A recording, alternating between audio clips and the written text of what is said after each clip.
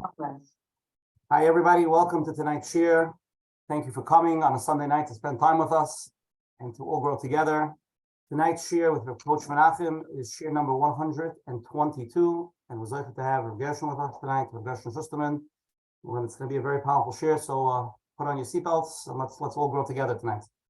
Again, I start off every week first thanking all of our sponsors, all of our listeners for coming every week and promoting our shir, and it's been a tremendous ride, a tremendous chizuk for us, me and Menachem, and it's been unbelievable. So I thank everybody for posting it on your WhatsApp statuses, emailing it to friends, letting people know about it.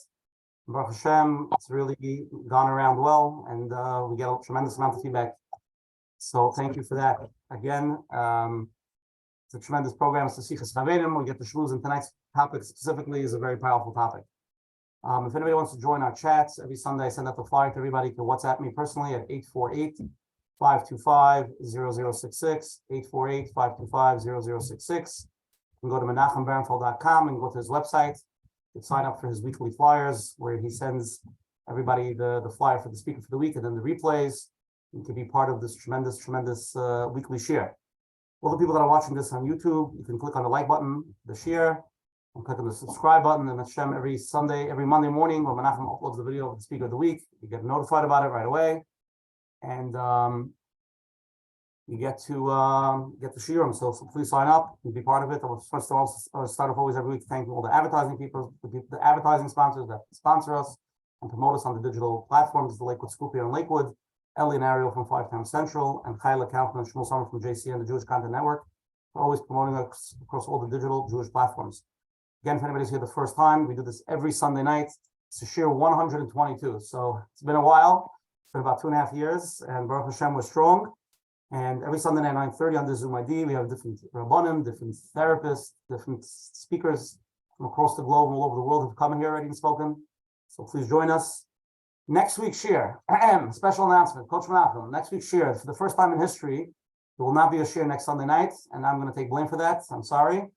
I will not be available next week. I'm going to be traveling, so try to make my arrangements. I always did. I made my weddings, babies, everything out on Sunday night, but this one I could not miss. So next Sunday night there will not be a shir.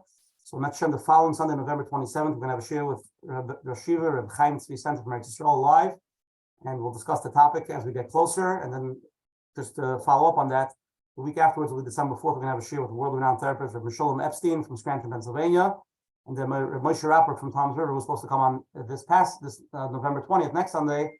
I pushed him to December 11th, and Baruch Hashem works for him as well.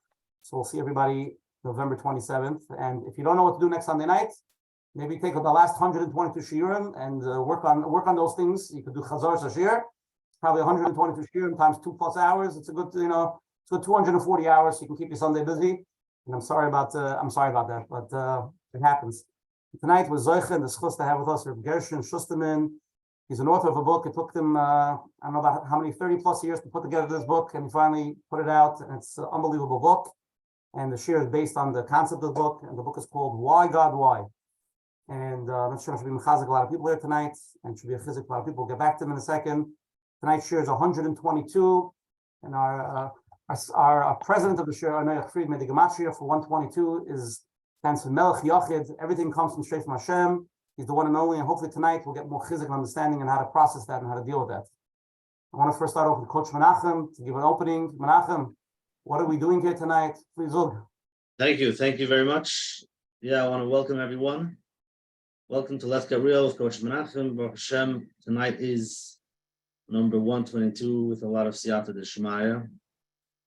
We just came back from the expo where we spent today in New York, the Providers Expo, and we got to meet many of you, and I do want to thank you for coming over and giving all those feedback, Baruch Hashem. And there are many that don't know about our program yet, and there are probably newcomers tonight that found out about it today, and they're joining, so I want to welcome all of those for being here, for joining. Welcome to the club. Tonight's topic is a heavy one. It's about grief. And I think many people are here tonight because they want answers. People want to understand. we need to make sense out of it, out of what's going on. Many times things happen and we can't figure it out. And yes, we know Hashem runs the world and we believe, but we ask why, trying to understand. And the truth is, grief is not only when you lose a loved one, and usually that's what they discuss, whether it's the dabda, discussing the levels, what you have to go through. Dabda, you have to depression, denial, anger, bargaining, depression, and acceptance. So whatever level it is, and whatever you have to go through, whatever you have to feel, it's not only when it's losing a loved one. It's, if you think about it, every time there's something that's not working out in your life, there's a certain level of grief. It could be financial, it could be health. Somebody's not well, and they would love to just, be up and running, but they can't. They have to process it, the emotions that come up, and not always are we aware of those emotions. Not always are we aware of how to process it. So it's a heavy topic, and obviously different levels, but everybody in their situation thinks that's, I can't get over this, whatever this is. It could be losing a loved one, and it could be whatever struggle they're going through in life. And they sometimes try to figure out why.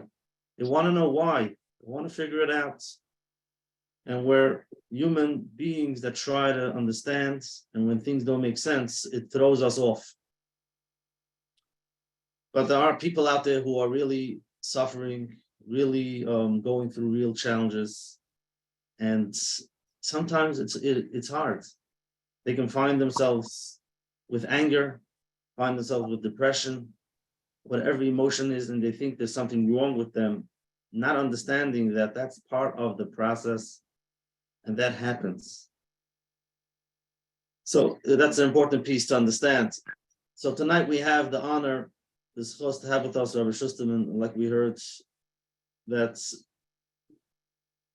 he's been dealing with this for many, many years, trying to figure things out. And here he is, Menachem, tonight. We're going to be discussing how he did it, whether it was in the beginning or later on. And he did write a book about it. We will try to cover the whole book, but probably not. We'll try to get some snippets. And Menachem, we should be able to get the physics that we need.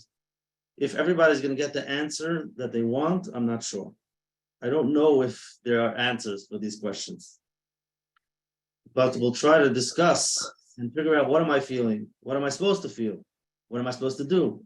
I'm lost. I'm broken. How?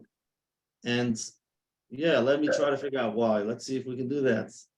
So Menachem, we should have a lot of siyata d'shmaya. We should be able to take the knowledge a little bit, take it in, and help us process the emotions that we need to process, so that we should be able to get to the better place, to a place where we need to be to understand how, and so we should be able to continue life, even though, yes, it might be very, very painful. Thank you very much. Beautiful opening. Can you hear me clearly, Menachem? Yeah. Okay. Okay, so tonight's shir, the topic is called How to Believe in Heaven When It Hurts Like Hell. Working through your grief while not becoming stuck into it. So that's the topic of tonight's shir. Based on Rabbi Gershon's new book, Menachem will send out the links where to get it. And Menachem, hopefully a lot of people will buy the book. It's a tremendous book. Tonight's shir, we're going to do a little bit interesting. Today, me and Menachem, we're in a conference today. And two a little bit older girls came over to us, asked us for a bracha, all the schusim that we have.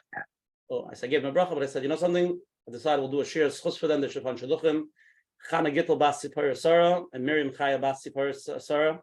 Bas Sipora Sarah. And also schus el Nishmas Daniel ben Yosef Ruvain Halevi, who was actually close friends of Rabbi Schusterman, asked him to do a shir schus her husband. I'll read Rabbi Gershon's bio, and then Rabbi Gershon, the floor is going to be yours, okay?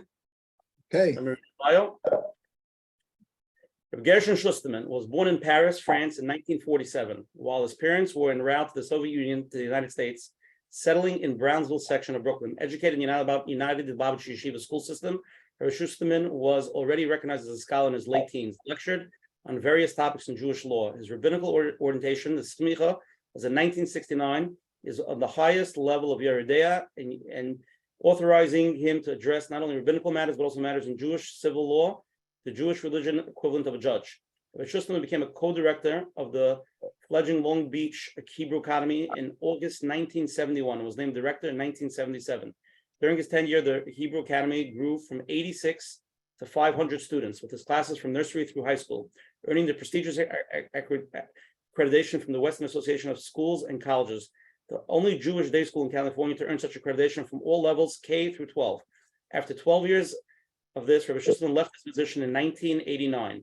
In addition to running a Hebrew Academy, Rabbi Schusterman was responsible for Friends of Lubavitch of Orange County, which includes branches of Chabad in Long Beach, El Dorado Park, Huntington Beach, Irvine, Yorba Linda, and South Laguna, California. Rabbi Schusterman taught Hasidic philosophy at Yeshiva Or Elchanan Chabad, Lubavitch Rabbinical Seminary in Los Angeles, and is sought after, inspiring and enlightening speaker, the proud father of 11 children and many, many grandchildren. Rabbi Schusterman's writing on Jewish topics have been published, and his first book that he ever published was Why, God, Why? Schus to have Rabbi Schusterman. I just want to say before he starts, a lot of people came over to me and they said they know Rabbi Schusterman personally, and they said Rabbi Schusterman is a tzaddik, tzaddik, tzaddik. I'm just saying that. I'm just giving over the message. Rabbi Schusterman, schus to have you here. Please open up for us. I'm going to sue those people for defamation. Okay, so the name of the book,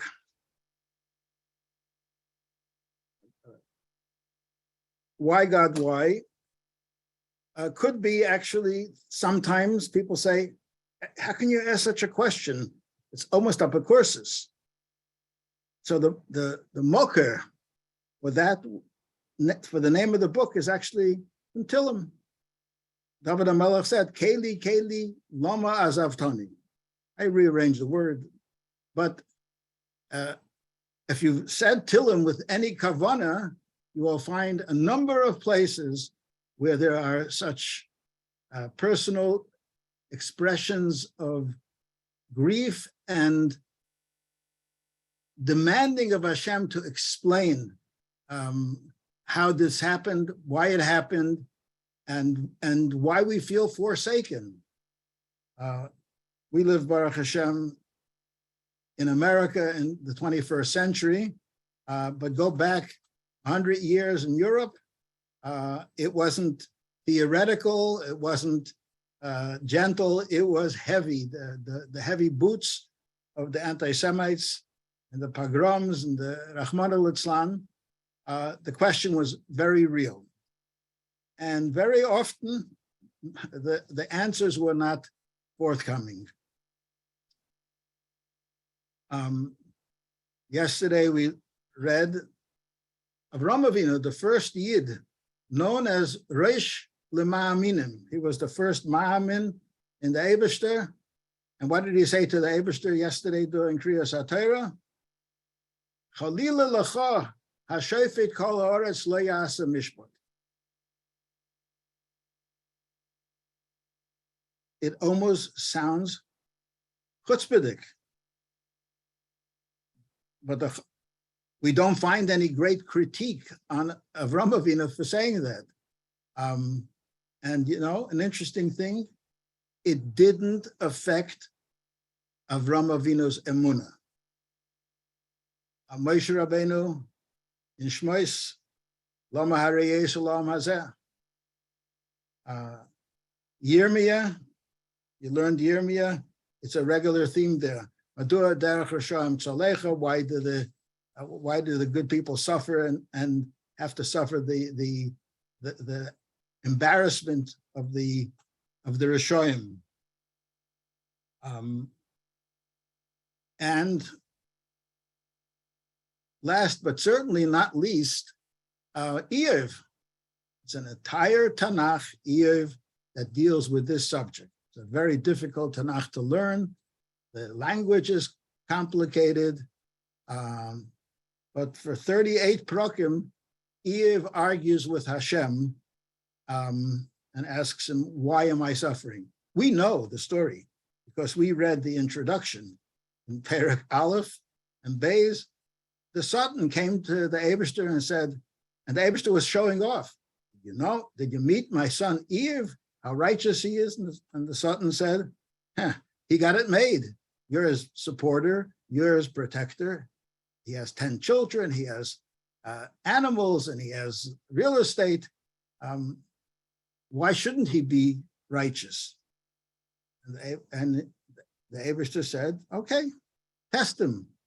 And the Eibishter gave the Satan permission, and he went through stage 1, where his children were killed, his farms, his animals were destroyed, his farms were burnt, and Eve swallowed hard and didn't say anything. Eve, lechata Eve b'sfasav, he didn't sin, he didn't speak out against Hashem. Then the Satan met the Eibishter again and said, well, you know, that was just external.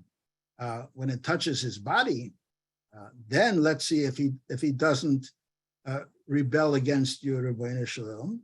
They've said, okay, give you permission. And then he had boils from his head to his feet. He was miserable. And then he started asking questions of the Eibishter. So we have a rich tradition of asking questions of Hashem. The name Yisrael is Kisarisa Imelikim. We wrestle with Hashem. You don't wrestle with Hashem. Obviously, not Avram. Yankov may have wrestled with a Malach, but we wrestle with Hashem in our minds and in our challenges to Hashem, which, as will be discussed in the course of the evening, is an appropriate thing. Not only appropriate, but perhaps quite necessary. There are some people, like the famous Reb Zusha, who didn't know and didn't identify that he was suffering.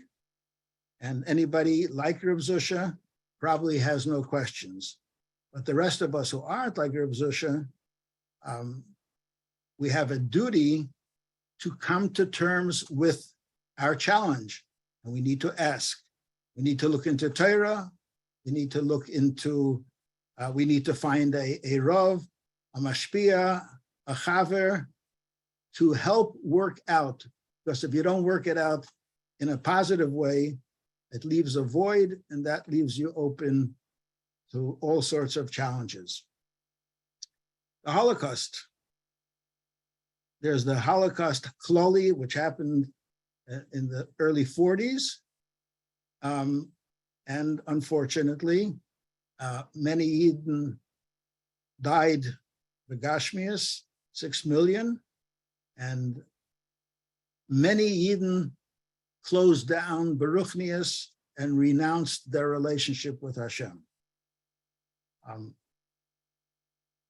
When a person suffers a tragedy means that we all have tzaras, we all have issues. That is part of the normal way we live.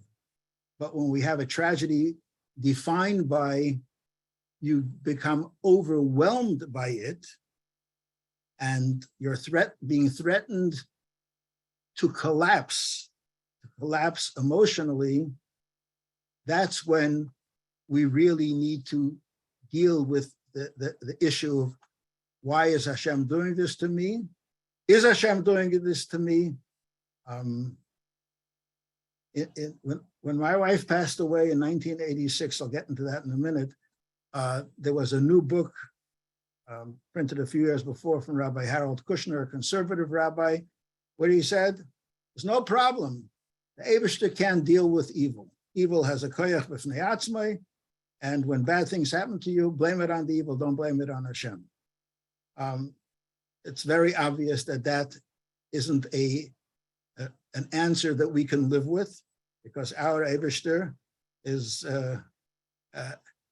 he is the boss of everything, including evil, and evil doesn't have koyach over the Eibishter. So the Eibishter has a role in things that happen to us. And therefore, sometimes it's legitimate to ask, why are you allowing this to happen? Or why are you doing this to me? My story, and it happened years ago, but in some ways, it's an event that you don't really forget. Daled Nisan Tavshin Memvov. It was a sunny morning on a Sunday in Southern California.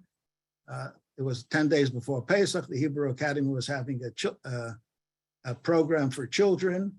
And my wife, Alaa Sholem, had come there. She played piano, to play piano for the children as they had a little play, whatever children they do. And she said to one of her friends, she's really not feeling well.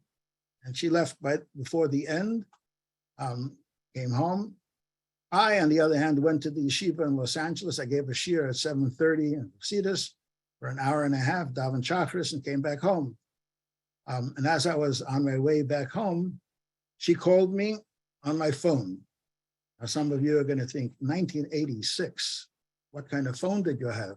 I had the new cell phones. It wasn't a cell phone that I kept on my waist or in my hand. It was the size of a small attaché case, but in my position in running the Hebrew Academy, I needed to have that. So it probably wasn't even a cell. It was probably something else. I don't know the electronics, but she called me and she told me, and I can hear in her voice immediately, this was not a little issue, that it sounded very serious. Here I am driving on the freeway. What can I do? I said, I will do my best. I'll speed up. I've been known to be in conflict with the speed limit from time to time. I did that morning. I came home, it was 10:30, and I saw with one look that she needs to go straight to the hospital. I think one of my older children, who was not bar mitzvah yet, took over the babysitting duties, and there were 11 children in the family. The oldest was learning in New York by then. The youngest were 16-month-old twins.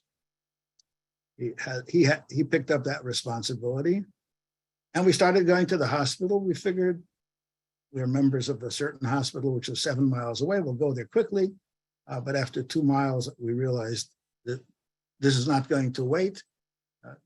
We found the hospital. There's a big hospital. It was another half a mile from where we were then. Drove her straight to the emergency room. They took her in. I sat there waiting. I did two things. I called the Rebbe's office and asked for a bracha, and I said to him. And in about an hour, the doctor came out, and the look on his face was not very encouraging. He asked me to sit down, and he stood over me and said those words that you never want to hear. We did everything that we can, but it didn't help. Wife passed away. And I asked, I didn't necessarily verbalize the words, but I asked Rabbi Shalom, why? She was a good person. Was she a tzaddikus? But she was as a good young Yidina who worked hard raising her family and teaching in the Hebrew Academy and being a mikveh lady, whatever was necessary, she did it with other Rebbetzins that were in the Lubavitcher community then. She was as good as many and better than most. And suddenly, without preparation, she is gone. She moved on to a higher plane. And I had 11 children to be concerned about and to raise. And I did, Baruch Hashem, get married again within 2 years to another wonderful woman who, even though she was an angel, she had both of her feet firmly planted on the ground, and she raised these children. and helped make them into the mention that they all are today. But the question, why did Hashem do this, was a challenge. I have to say that I did not at that point have any sveikus, chas v'sholom. I remember distinctly saying to myself that this is from Hashem. Why, I don't know. Now is my opportunity, now is my challenge to put everything that I've learned and everything that I've believed in and everything that I've preached to others, to put it into action for myself and by extension for others. Am I up to it? My mind didn't have a question, but was I up to carrying it through? And I wasn't tested yet, and I wasn't sure how I will follow through with it. And Baruch Hashem, now 36 years later, I think I did a decent job. Fast forward 3 months, we had a parent body that the majority of them were not frum. They were some were traditional, some were interested, some came for the secular department, and they would, by going to the Hebrew Academy, it was either a blessing or a bane for them, but they were there. But when this happened, this wasn't a tragedy just for the Schusterman family. It was for our community, and it was for the school community, which was a second community. And they were borching in the background. You want us to believe in a God, and we should consider being more traditional and more observant? Is this your God? Is this how he behaves? He takes away a young Rebbitzin at the age of 36 and leaves her children orphaned and her husband widowed. And so 3 months later, I gave a 7-week course on using the title, Do Bad Things Happen to Good People? Not when bad things happen to good people, but do bad things happen to good people? And that answered many people, and that, it's going to be like tonight, a lot of very interesting questions. I still have the transcript of those 7 lectures or classes through Usher. It was communicated by my secretary then. Phyllis, I don't know if you're on. If you are, hi and thank you. We can talk another time, but I still have her original typed book. And so we all have, and it's a sliding scale of how you define it by your character. We all have tzoros. Other people have nisyonos. I have tzoros. Tzoros come in little things and big things. You can have a crisis. You can have, but the book deals with all those, and just for the sake of, we all know some of the regular answers with the Chazal say, Misharaya Adam Yisurim Boim Olav, Yefashers Remaisov. We don't want to tell people that, yeah, there's punishment. The Eibishter is still in charge. There's to refine one's character. There's Yisurim Shel Ahava, which that's unique for very special people. There's Nisyonos. Avram Avinu, yesterday in the Kriya, he had the biggest Nisyon of the Akedah, but he had 10 Nisyonos. We also get Nisyonos. And then there's Nisyonos that we don't understand. And then for those who are Hasidic and Hasidish and Kabbalistically oriented, we do believe in Gilgulim, And we are not only who we are today, but we may have lived before once or twice or three times. This is not only a Hasidic thing. The Alter Rebbe brings it in Shulchan Aruch, in Hilchos Talmud Torah, that people come back more than one time to finish their mission. So some things from the past might be some debts accumulated. And I will be open for questions and answers. So this book was in the making since then, but in the last 2 years, I really focused on it. And this is where I'm at, and that's why I'm honored to be speaking here. Hope, I've said I paid the tuition for this course. It was a very expensive tuition to get this course, and I got the course. I remember in 1986, 1987, I was looking for Chaimer, and I knew how to learn. I knew Gemara, I knew a lot, but I was looking for a systemized, organized book that will give me answers to what was bothering me right then and there. They didn't exist. Today, there's a half a dozen quite decent books on the subject. But this one, I believe, goes into it from a different angle, and I hope that the people who will read it will find chizuk, answers, or ways to accept that which cannot be answered. Okay, Gavaldi, Rabbi Schusterman, beautiful opening with Shem tonight. Hopefully everybody will be interactive. With Zeich to have such an amazing person with us here tonight who will share some of his chokmah and some of his personal koiches. And we have a lot of questions that came in. People want to ask live.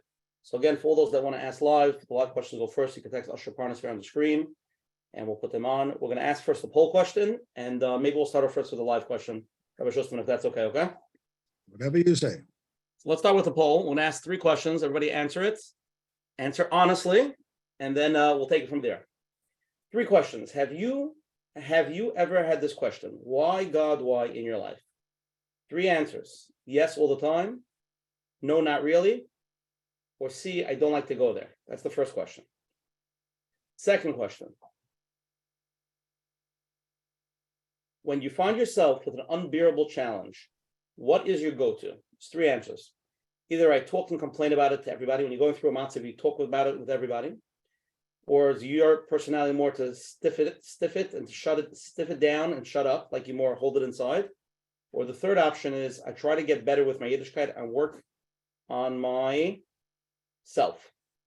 And then the third follow-up question is, if you have been through an unbearable challenge, where did it end? 3 possible choices. I processed it for a while, and with time it became bearable. Option number 2, I'm still struggling with mine for years and years and years. Option 3, it totally. You got it? No, I didn't touch it.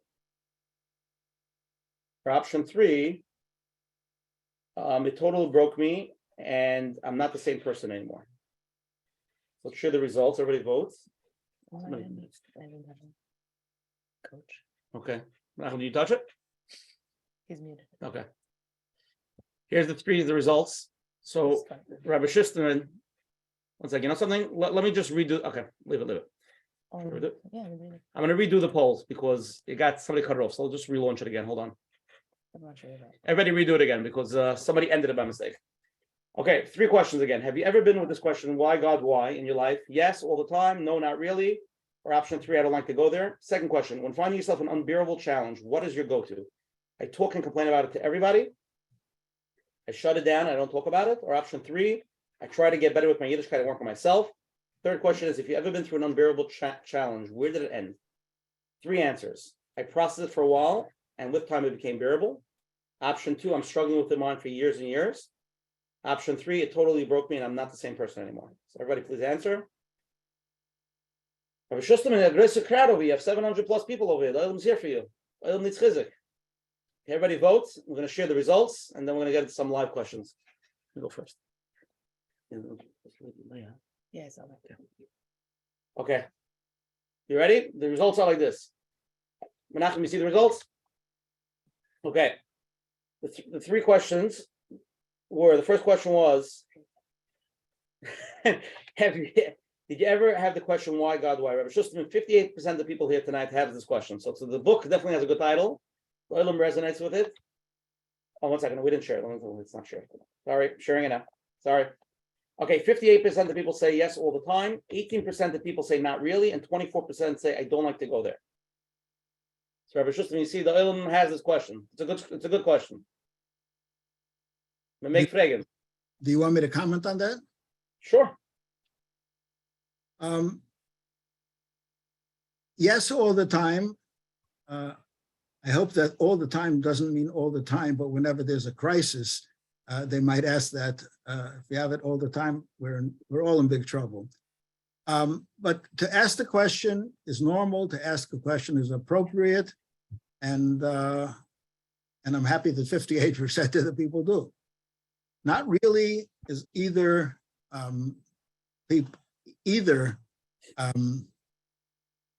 their emunah just takes over right away, or I don't have any other explanation for that. I don't want to say what other options might be for not really.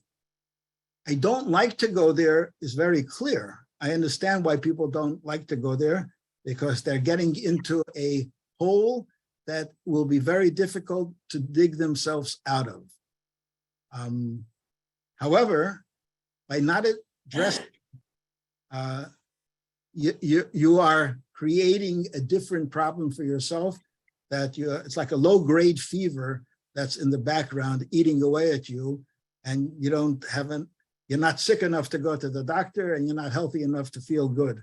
So it eats away at you, and then it dissipates, and it will come back another time when there's it'll rear up its ugly head and challenging you, and actually challenging you in your emunah in Hashem if you haven't addressed it in some tangible way. So I am definitely an advocate to ask questions, and because it's necessary, and maybe we'll talk about that a little bit more later. Okay, the second question: when you find yourself an unbearable challenge, what's your go-to? 90% of people say I talk and complain about it to everybody. 28% of people say I shut it down, and 53%, most people say I try to get better with my Yiddishkeit and work on myself. Talk about it and complain about it to everyone. That's not a very productive thing. It doesn't solve the ruchnius, and it doesn't solve the gashmius. It just gives you a topic of conversation, and after a while, people get bored with you, and they say, that person's just complaining all the time. Doesn't help. Stuff it down and shut it down. That's the same thing as the last answer in the previous poll. It's basically ignoring it, and ignoring it is not a healthy thing. Whereas the third thing, I get better with my Yiddishkeit and work on it. Yes, that is the classic and appropriate Jewish approach. You're doing something about it. When I said, the Gemara says, he should review his actions. The Rama says when there was a curse on the Jewish community, when there's no rain, when they have to have, they decree a tainus tzibur, and that is because even something as natural as climate control, the Eibishter's Shem Elokim is derech hateva. Hashem is in charge of nature too, not just supernatural things. And when things don't happen properly in nature, we see it as coming from the Eibishter. And it's a reminder from the Eibishter that we have to shape up. Does that answer all the questions? No, it doesn't answer the question, but at least gives us a concrete action to take and to get a little bit closer to the Eibishter. And the last question is, if you've been through an unbearable challenge, where did it end? So 3 options.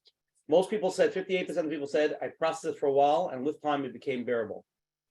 34% of people say, I'm still struggling with mine for years and years. and 8% of people say it totally broke me, and I'm not the same person anymore. Okay. So it would be interesting to correlate if the same majority in all three categories are the same people, and that would be a good research project for somebody. But you got my point. Processing it means working with it, and working with it can mean at many different levels. It could mean purely beruchnius.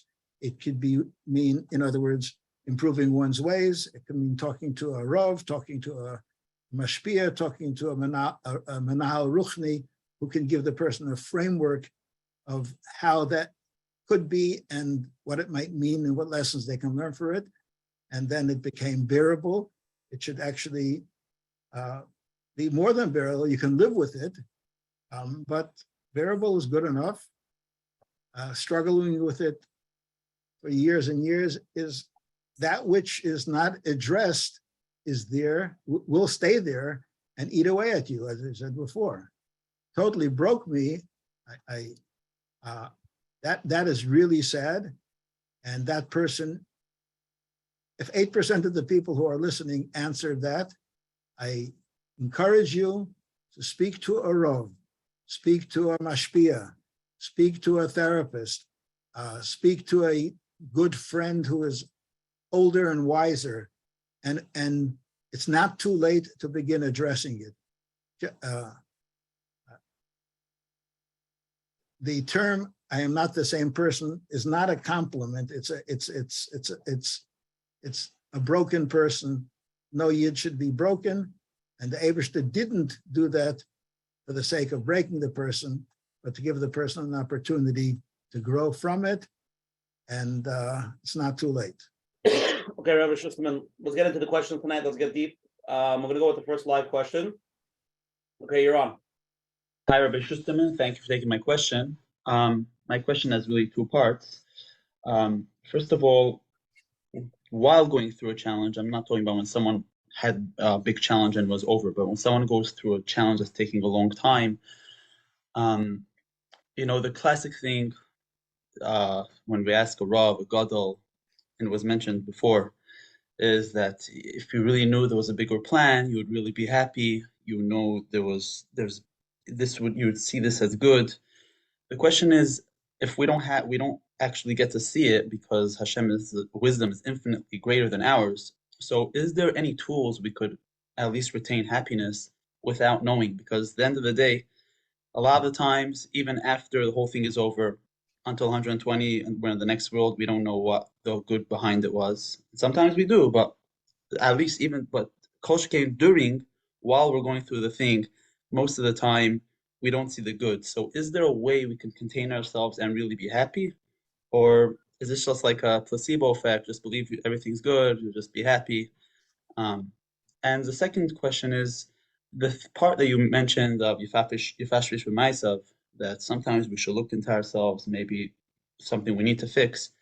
At what point do we decide, I checked, I did what I had to do, and I don't have to continue going on a guilt trip, or maybe because of this, because we're never going to be a tzaddik gomer. We're just, we always speak Lashon Hara, At what point is I did my job, I did what I had to do, and I don't have to keep on self-blaming myself because of this, I'm a bad person, I'm this. If I, what averis do I look into, and then I go on in life? Let me address the second question first. No, you shouldn't be Yifashrish B'maisav for the rest of your life. Even the Gemara says, Pishpish v'lei motza, yitle b'bittul Torah. We are not angels, as you said. We do our best. It is a wake-up call to improve ourselves in the areas. If we can identify a specific area, deal with that and move on, and don't get burdened by it. Don't hang on to it. As for the first, give me the synopsis of the first question. The idea is we're a gadol or a rav. They tell us if there's a real big plan, and if you knew the plan, you would be happy. the end of the day, we don't know the bigger plan.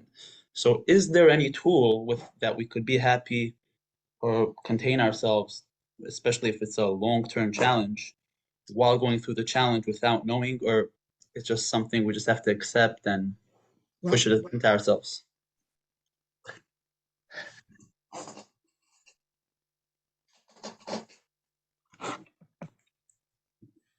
Simply put, if you believe that the Eibishter runs the world, and if you believe that the Eibishter is a Rachamon and a Chazdon, then, and you believe that in principle, that if you want, that should filter down, and you should see the toiv in the bad that you're experiencing now, you would have to be at a very high level. But you know, in Musar and in Hasidus and in Midrashim, the precisely the things that come down hard on us is precisely because it is not brought down to our level. In a simple mashal, if you give a child a candy, the child is very happy. You give a child a well-deserved patch, the child is very unhappy. But the well-deserved patch is much better for the child than the candy.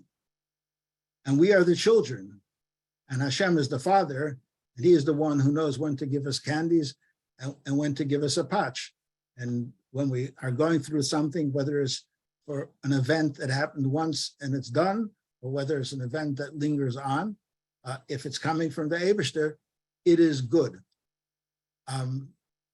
So like the patch is good, but it may not necessarily filter down to our value system because we're on the receiving end.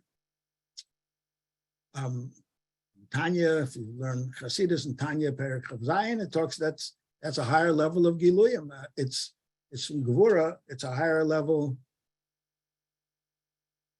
of Gilui of a Lakus, like the patch, and you have to take it in. Okay.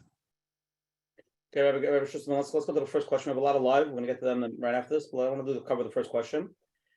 I love your opening and logically it makes a lot of sense. However, I feel that Hashem is just out there to get me. I'm struggling with my finances. Whatever I do just doesn't work to cover my bills and is already there for many, many years like this.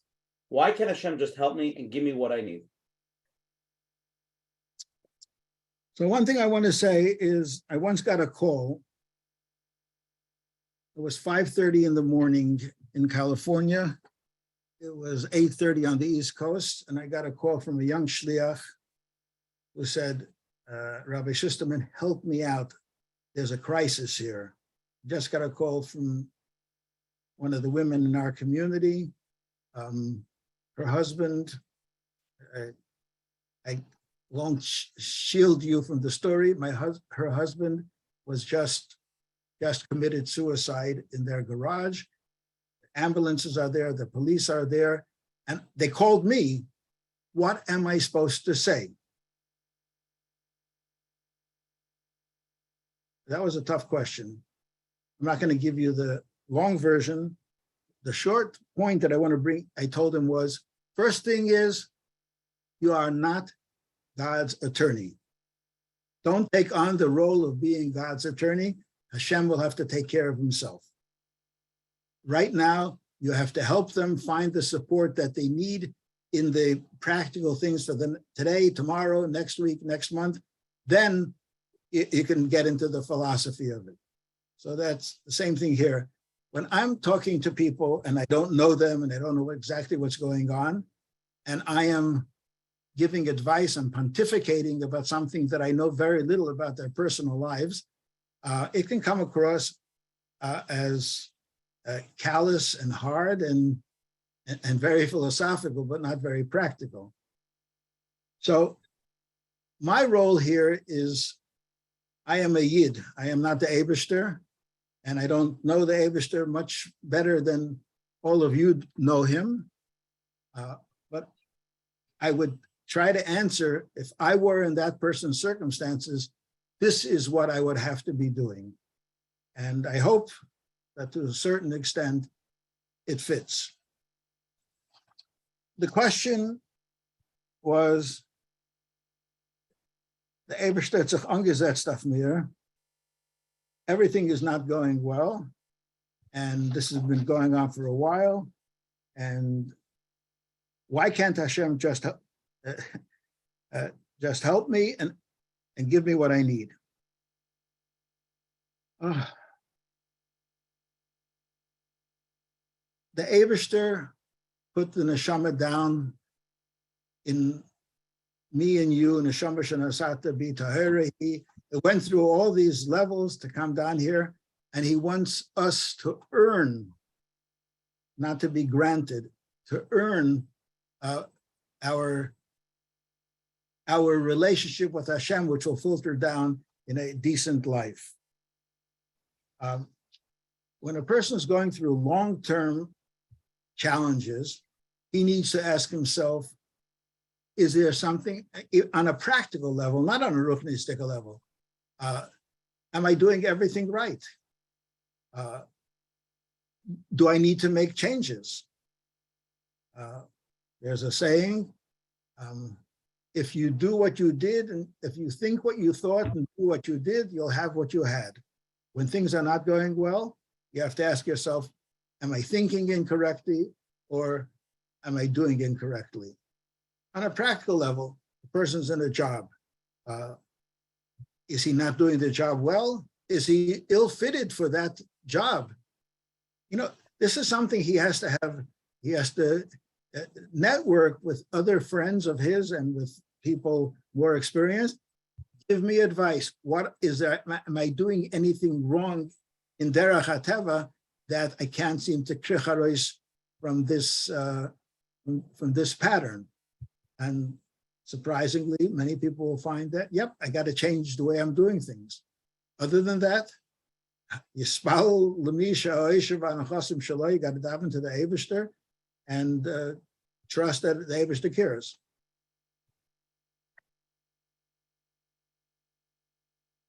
Okay, beautiful, Rabbi Schusterman. Let's go to the next live question.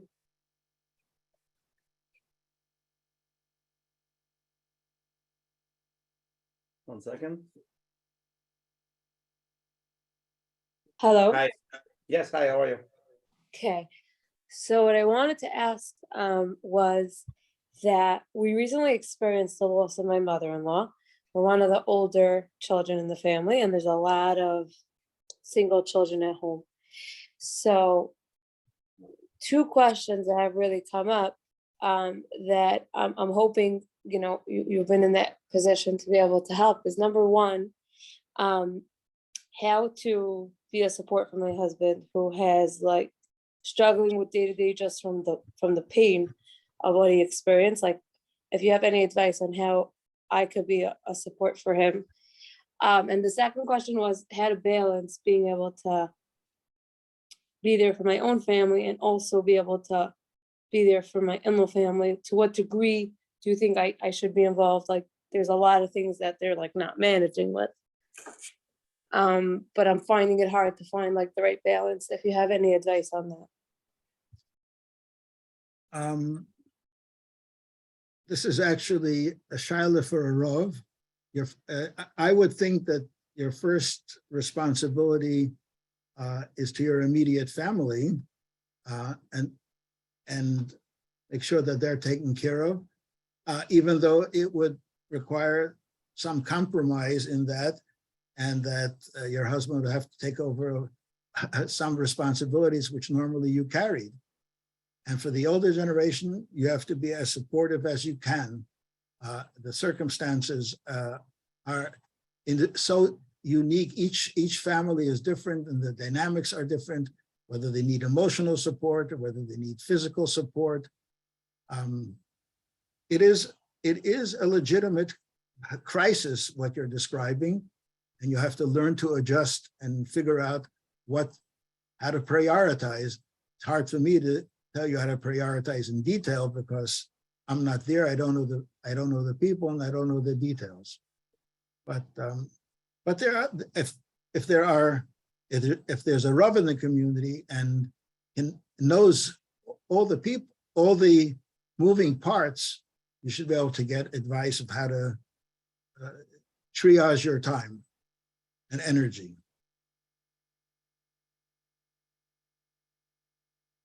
I hope that helps. Would you be able to answer on that first question that she said, how you could help her be there for her husband? If he's not managing, he's having a hard time, what could she do? This is her husband's mother who passed away. Yeah,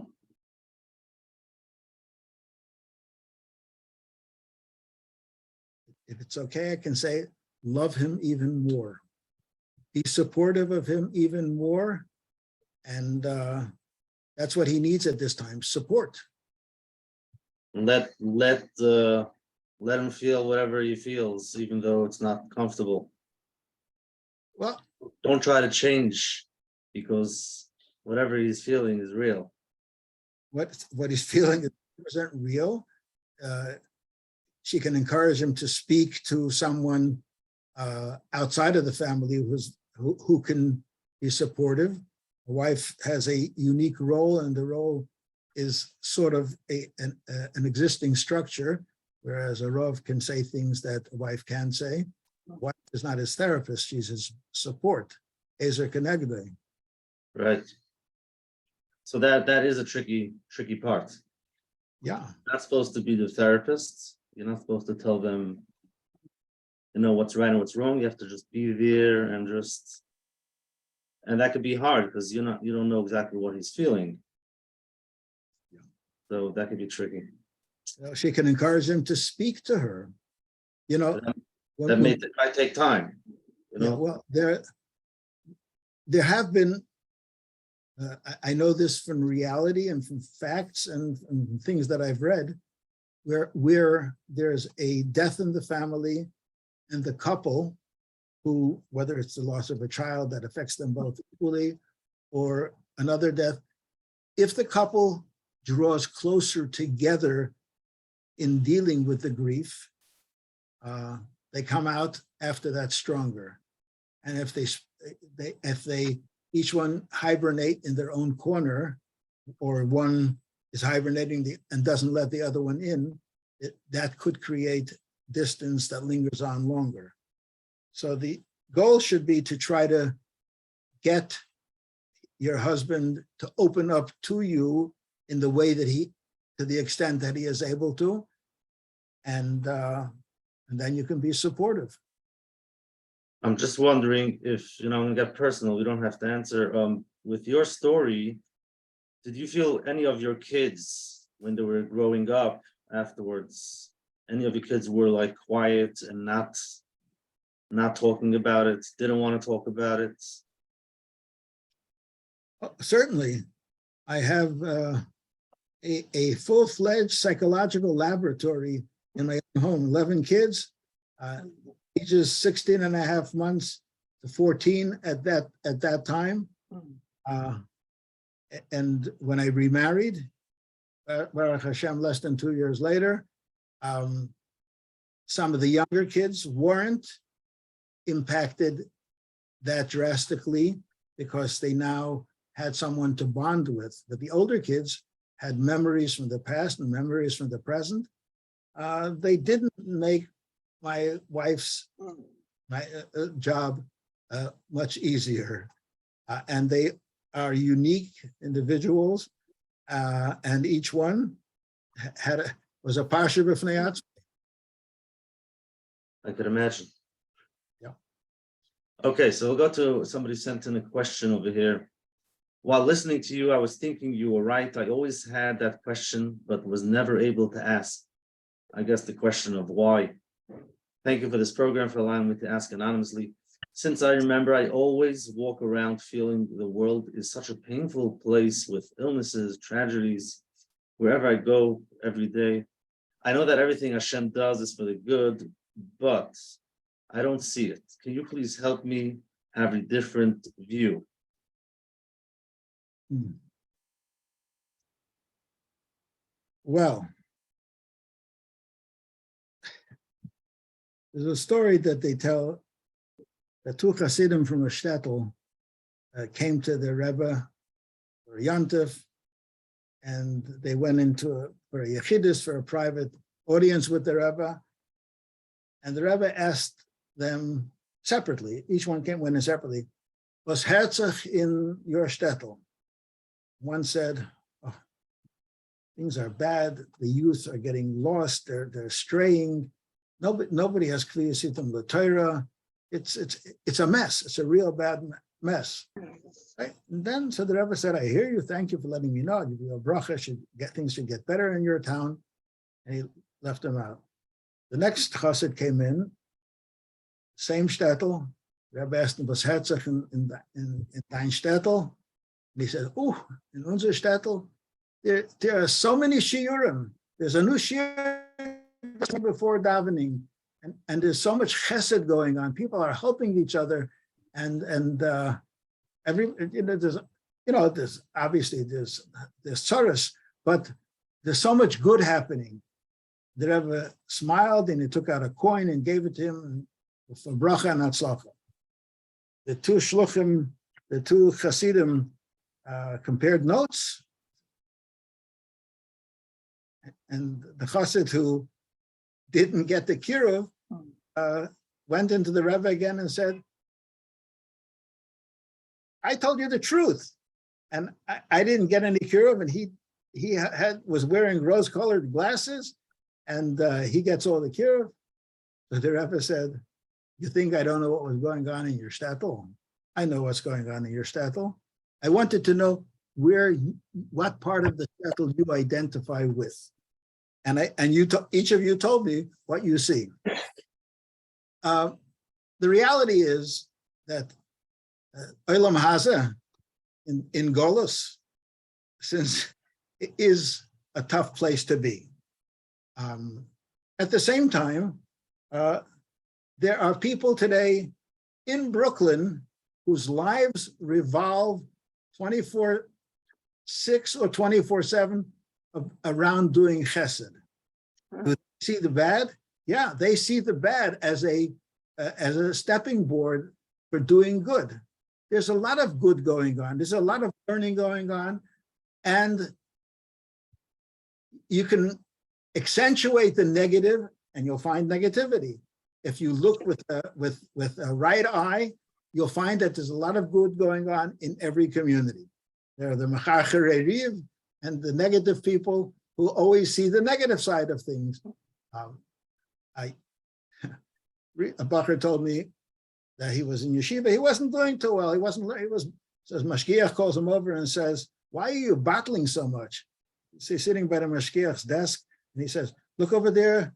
He's not learning. Look over there. He's not learning. The Mashgiach took his hand, stroked his hand, and said, you know, when you start learning, you'll suddenly notice how many Bachrim are learning. It's an attitude, and I'm not saying that the world is perfect. It's far from perfect, and there's a lot to complain about, but complaining accomplishes nothing. Identify with people and positive people that see the good around them, and that will filter out on the rest of the community and in your attitude as well. Beautiful, Rabbi Schusterman. Okay, sorry, you're on. Oh, hi. Yeah, enjoyed listening to you. I think you might have partially answered my question when you spoke to Honi about, avoiding a self-blame. But but I know that there are certain situations that I've managed to resolve. Others I still struggle, even over the years. Or something you feel like it's not just what did I do wrong? I know we all make mistakes, but sometimes you feel like it reflects something deeper, a certain deficiency. If I'm just stupid, quote unquote, or why did I, something that maybe reflects, something I'm not able to change within, within myself. I don't. It's like a situation that can't be changed because I personally don't have the tools. I mean, I don't know. I don't know how to avoid that kind of self-berating. I mean, it goes beyond blame, I think. Well, Yeah. from the Eberster's perspective, Eberster made you as you are, and he gave you the tools to improve. And the Eberster cares for you, and the Eberster is concerned about you, and the Eberster loves you. So with the Eberster, you're on good terms. In terms of your own inner work, for this, you may need to do some inner work. There is, again, a Rav can possibly help you, a therapist can possibly help you. These are things that people are not machines. People are individuals, and they're made up of many moving parts. And sometimes a machine, you got to replace a part. In a person's approach to life, sometimes he needs to change some attitudes. That it requires work, and the environment for that is with the counseling world, whether it's a religious counselor, a wise mentor, or a therapist. It doesn't have to be forever, but it could be for a period of time while you explore what the issues are and you fix them. Hope that helps. Yeah, thanks. Yeah. Rabbi Gershon, let's go on to the question, a deep question over here, powerful question. We've gone through a loss of a child, and it's been 8 years now. I am doing much better in my regular life. However, my husband has never gotten out of his depression. He's a well-respected person in the community, and whatever people tell him, he just doesn't help him. What do you think is missing piece to help him so that he can be able to get out and start living life again?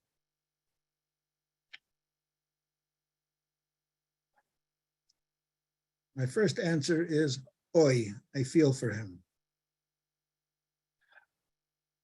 Depression and being depressed for 8 years is much too long. I don't have a license in psychology, but let me give you some pointers that I've learned from life. Depression is as a result of anger that cannot be directed outward, so it's directed inward.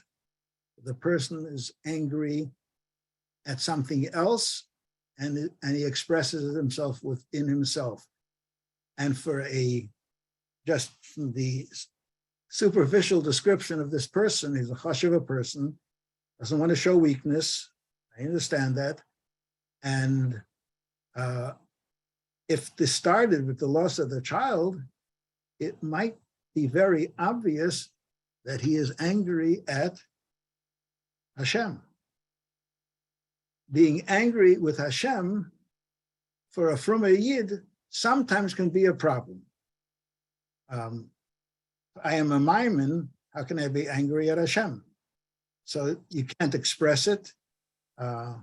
And so I think that's a very important area for this person to explore. And after 8 years,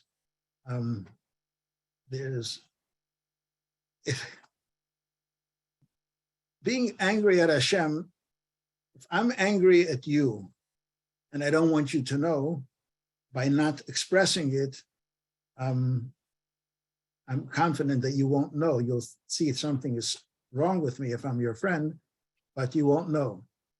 The Eibishter is Yedei Machshavos. Anybody who's angry at Hashem because of a tragedy that happened, if he is maimed at the Eibishter is Yedei Machshavos, then he is already speaking to Hashem. He might as well get it out in the open. If this has been going on for 8 years, he needs to. I'm not working for the American Psychological Association, but he needs to find a private therapist who's good, in which he can talk these things out. If he hasn't done that, he's doing himself a disservice. I have to tell you, in my own process, I was a tough guy. I was a strong person. I lost my first wife. I took care of my children for the year plus. Then I remarried and shared that responsibility with my new and wonderful wife, and ran a school.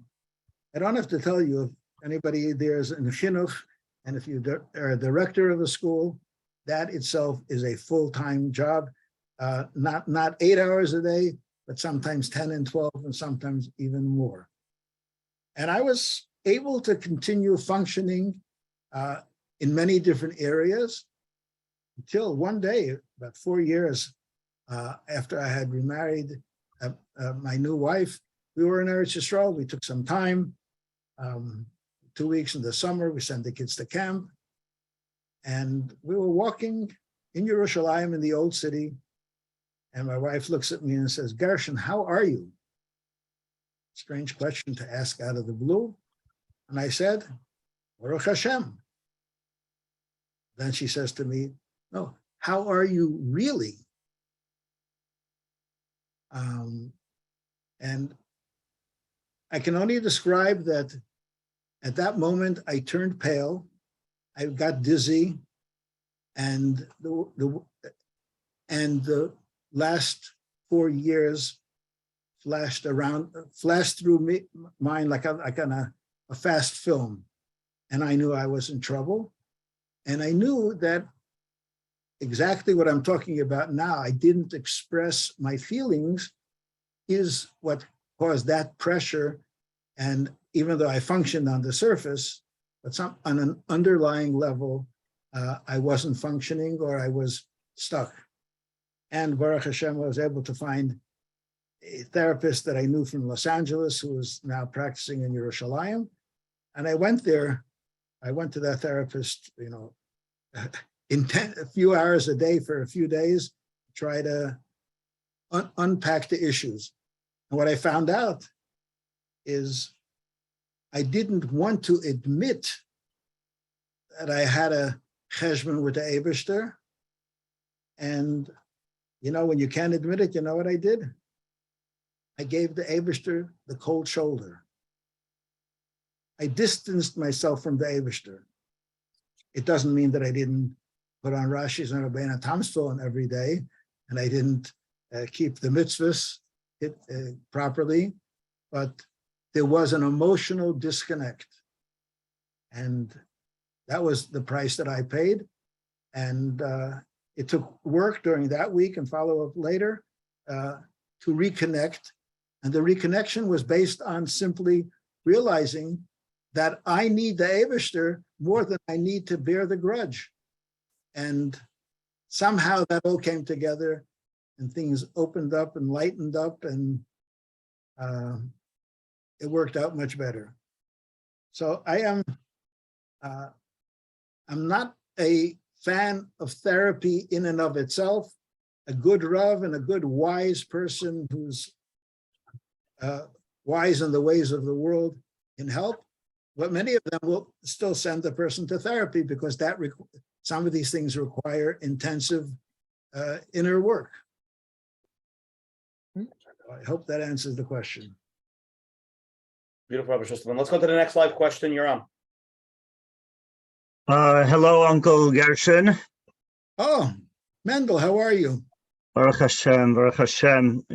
Thank you very much for the class. It's really helpful, and hatzlacha with your book. I have to let you know that those 7 tapes, those classes, I still have the tapes. I've listened to them countless times over the year, and I feel that they've really fortified my emunah in Hashem, but also educated me on the whole topic of Shalvas Rishayim and this entire topic of Kushner's book. So Yesher Koach for all that. At the time, I didn't set this up, by the way. At the time, back in the 80s, we're talking about, and we were there in California when you underwent this tragedy. We never thought in a million years that we would be in your shoes, in a sense. And unfortunately, we've experienced our own tragedies. You're intimately familiar with them, but I have to say that those classes did wonders. I'm not saying that we're not bruised, but they did wonders for just my well-being, my spiritual, mental well-being was incredible. But I do have two questions. Question number one is that I recall at the time you were talking about, I think you were distinguishing between when someone challenges Hashem over someone else's experience, Hashayfet Kalarati Layasa Mishpat, to one's own experience. That there is, when someone undergoes a tragedy himself, then we look to Aaron, that Vayidam Aaron, whereas when we see someone else suffering, then we get up on the platform and we wave our hands and challenge Hashem. That's question number one. I just need a validation about that. And number two is, I once came across a Maimer Chazal, I don't remember where I saw it, on the pasuk of Yoshev Bashamayim Yitzchak, that in a sense, when I think the war between the Levyasan and Shara Bar is emblematic of what happens to us in life and the vicissitudes of life and the ups and downs and the hills and the valleys. And Hashem is sitting in Shemayim and he's laughing and he says, you don't understand, this is all leading up to something great and what's going to happen in the future. And you're getting bent out of shape and getting a conniption, but really it's all part of the divine plan. So are you familiar with that? And do you subscribe to that? My Chazal or whatever it was. Okay, first question first. Yeah, that is well known, Vayidam Aaron, and there's also a shot on Vayidam Aaron from the Kotzker that Vayidam Aaron is Meloshen Dam, that Aaron was bleeding from that and he was just enraged, but he just contained it because it was the Chanukah Sabayas of the Mishkan. So on one level, ultimately, the role of a Yid is to have emunah in the Eibishter, have betochen in the Eibishter. In our family, there was another tragedy 2 years ago in Hanover, Germany. My nephew, 43 years old, died and left his wife and 8 children. And she was interviewed by actually Mishpacha magazine, and they said, they asked her, do you have any questions? He says, I have many questions, but I don't have any doubts. That was a great one-liner.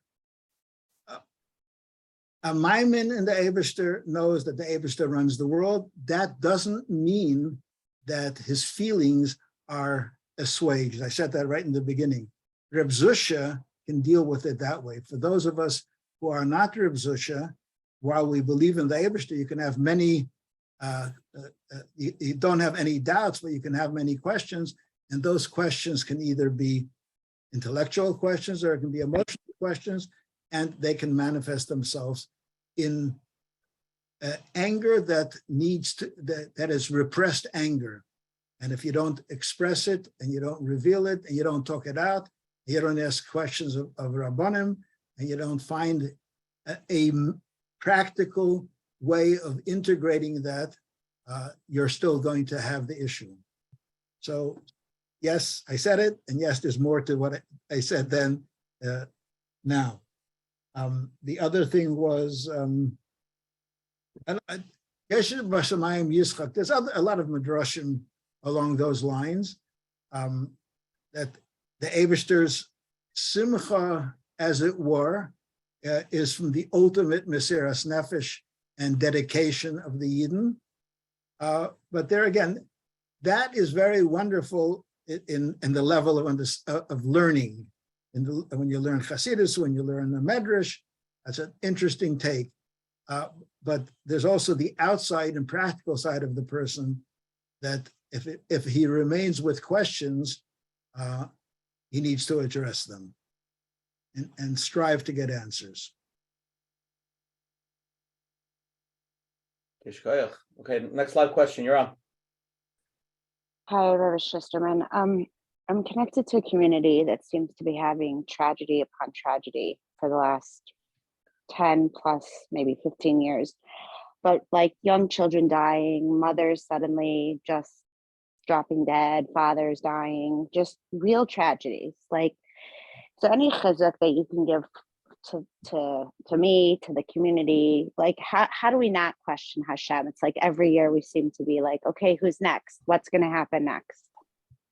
Rabbi Schusterman, I'm going to read another question that came in from Montreal.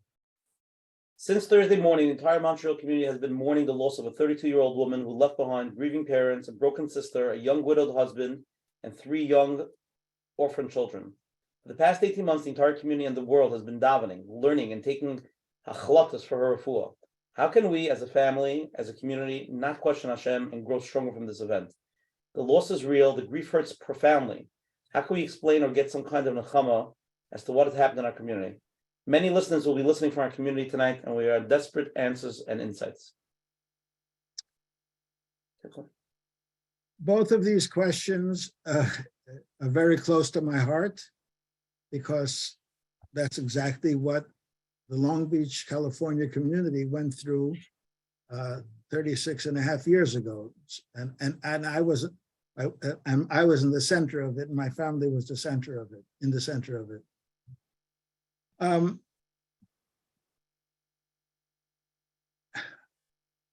We, the community, wrote to the Rebbe then, what should we do? The Rebbe gave some suggestions of certain things that the community should undertake as a community. And at that point, when we wrote to the Rebbe, there had been 3 tragedies of different magnitude within a limited period of time. And the Rebbe said not to connect the issues. Each one is a separate inyan, not to connect them and be crushed under the burden of as if they're one event. They're separate events, and don't try to connect them. The tefillas that have been expressed over the last 18 months, the hachlotas that people undertook, those are registered on high. We say it in the davening of Kippur, we say it in the slichos. The Eibishter takes each tear and he keeps it in his bottle. That no tear that a yid spills for somebody else or for himself is lost. At the same time, the Eibishter has his decisions which we don't get to know. Sometimes we can get some insights into it, sometimes on an individual level. Famous Pirush, Moshe wanted to see Hashem's midas ha'emes, and the Eibishter said, "V'reisas achayra yafane le'yiro." Sometimes you can get some insights in retrospect, a year later, 10 years later, 20 years later, but funny to see it while it's happening, we don't get to see it. That is a time that people, families, and communities need to unite toward each other and strengthen their emunah and betachon. Again, I'm not here to tout my book, but in the book I talk about this in great length about how to deal with an Eibishter that you can't understand. And there's a lot of examples and a lot of anecdotes, and I can read the chapter now, and that will be the end of the program. So and if somebody is willing to look at that, they can look there. But the Nekudas HaTamtzis is that we need to, I give an example over there. It's a simplistic example, but it has a good visual.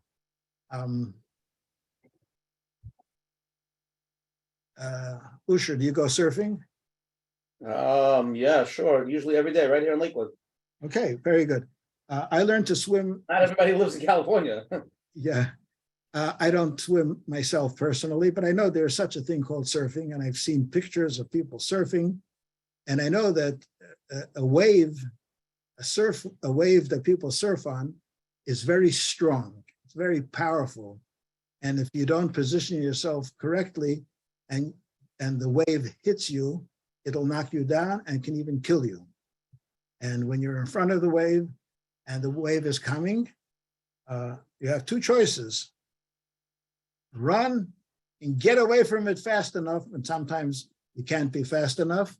The other thing is, and this is an expression that I've learned, you duck dive into the wave. There's an opening at the bottom of the wave where the pressure isn't high. You duck in there and you swim underneath the wave and come out from behind it, get on the wave and surf, and you'll be exhilarated. The Eibishter sends waves to us. Sometimes the waves are very frightening and they can be very damaging. Don't fight the wave. Learn how to duck under the wave and dive into Hashem's embrace, even in the time of tzara. Imi anecha b'tzara is not only a phrase, and it's not only a pasuk. It's a truth. The Eibishter is with the person in his tzara. Hamokim Menachem Esmem. I don't know if this is the place for Divrei Torah. Maybe. Why do they say to the oval Hamokim? Why don't they say Hashem, Elikim?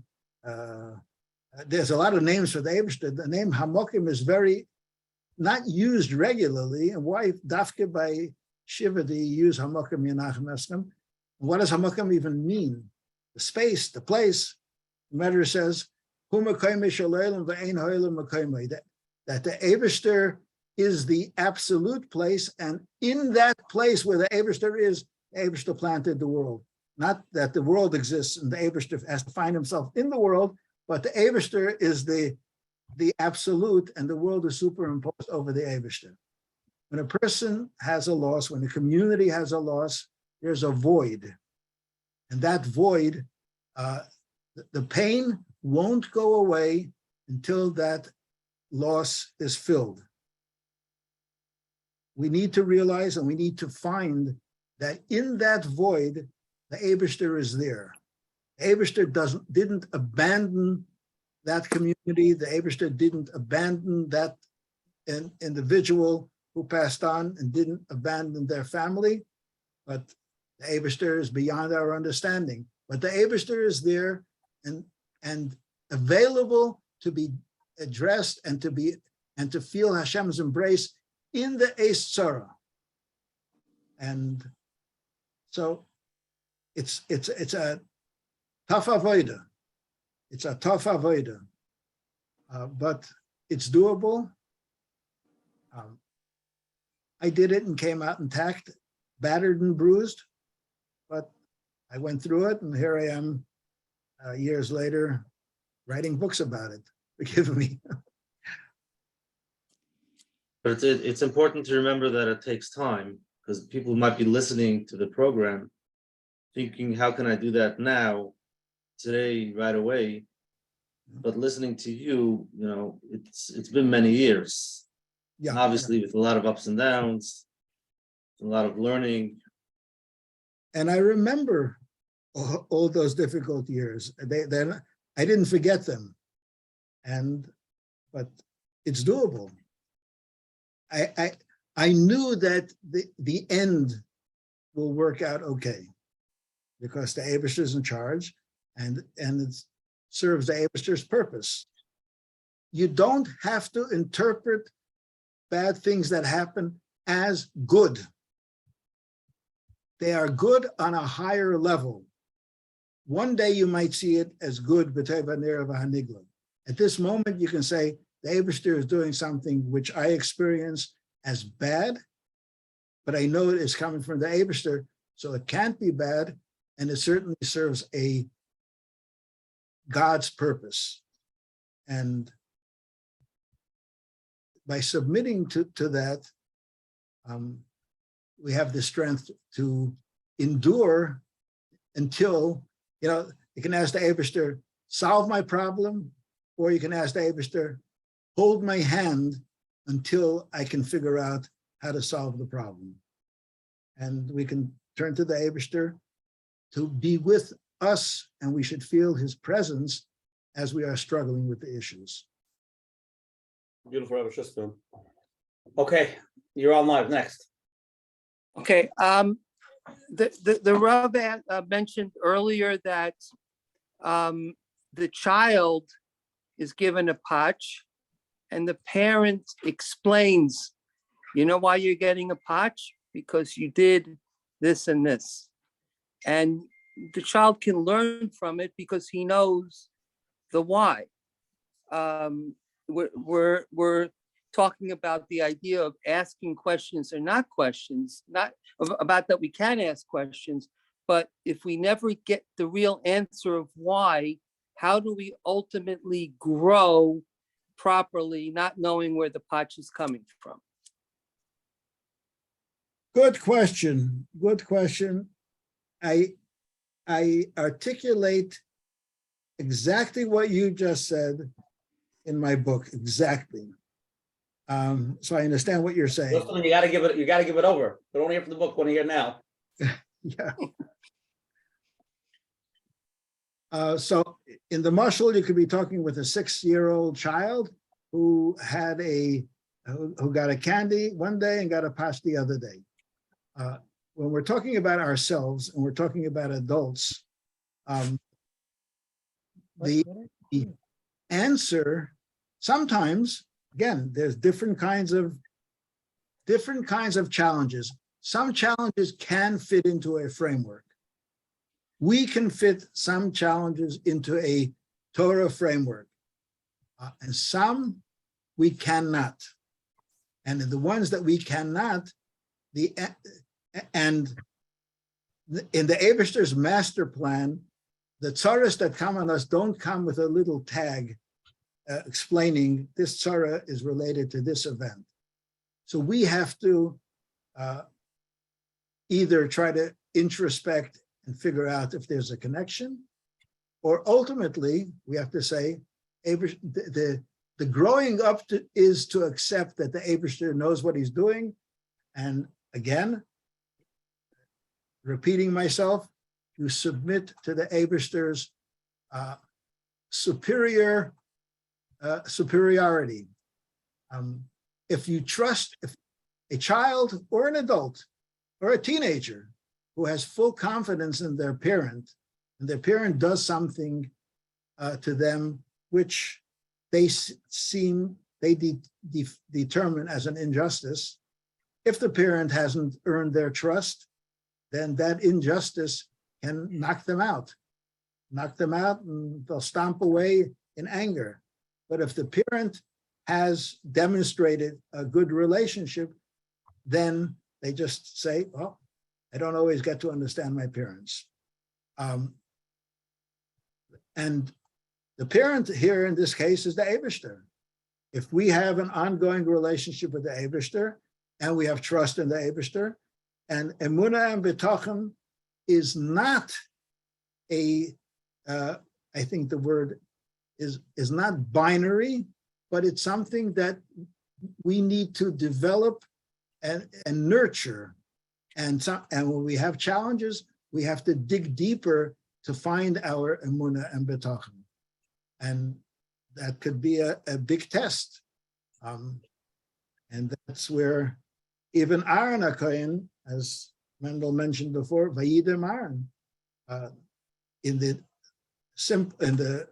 standard interpretation, he was silent and submitted, and didn't answer,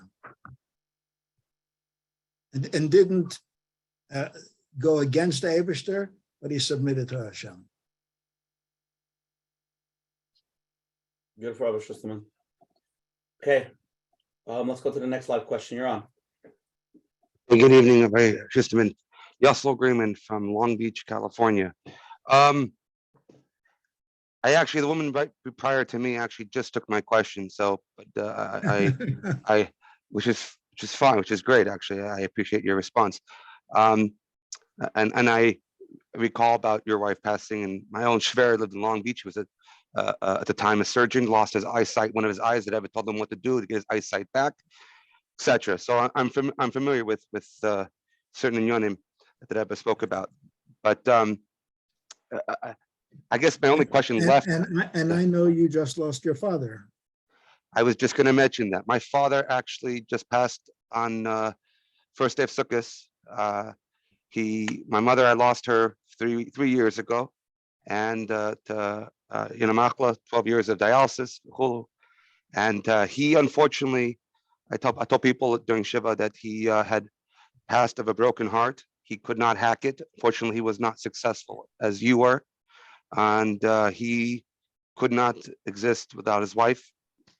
And he, unfortunately, things manifested physically, and ultimately, I say he passed of a broken heart. My question, I guess, to you is, you had said earlier that in general, that for specific needs, therapy is, very good, but in general, you're not a fan of therapy.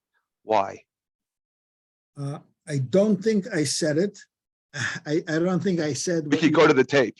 Go to the tape. I am not here to advocate for therapy. I said twice, a good Rav, a wise Rav, or not even a Rav, a wise person, wise in the ways of the world. I don't mean the outer world, how people work, can often deal with many of the issues by spending an hour or two with a person working through their issues.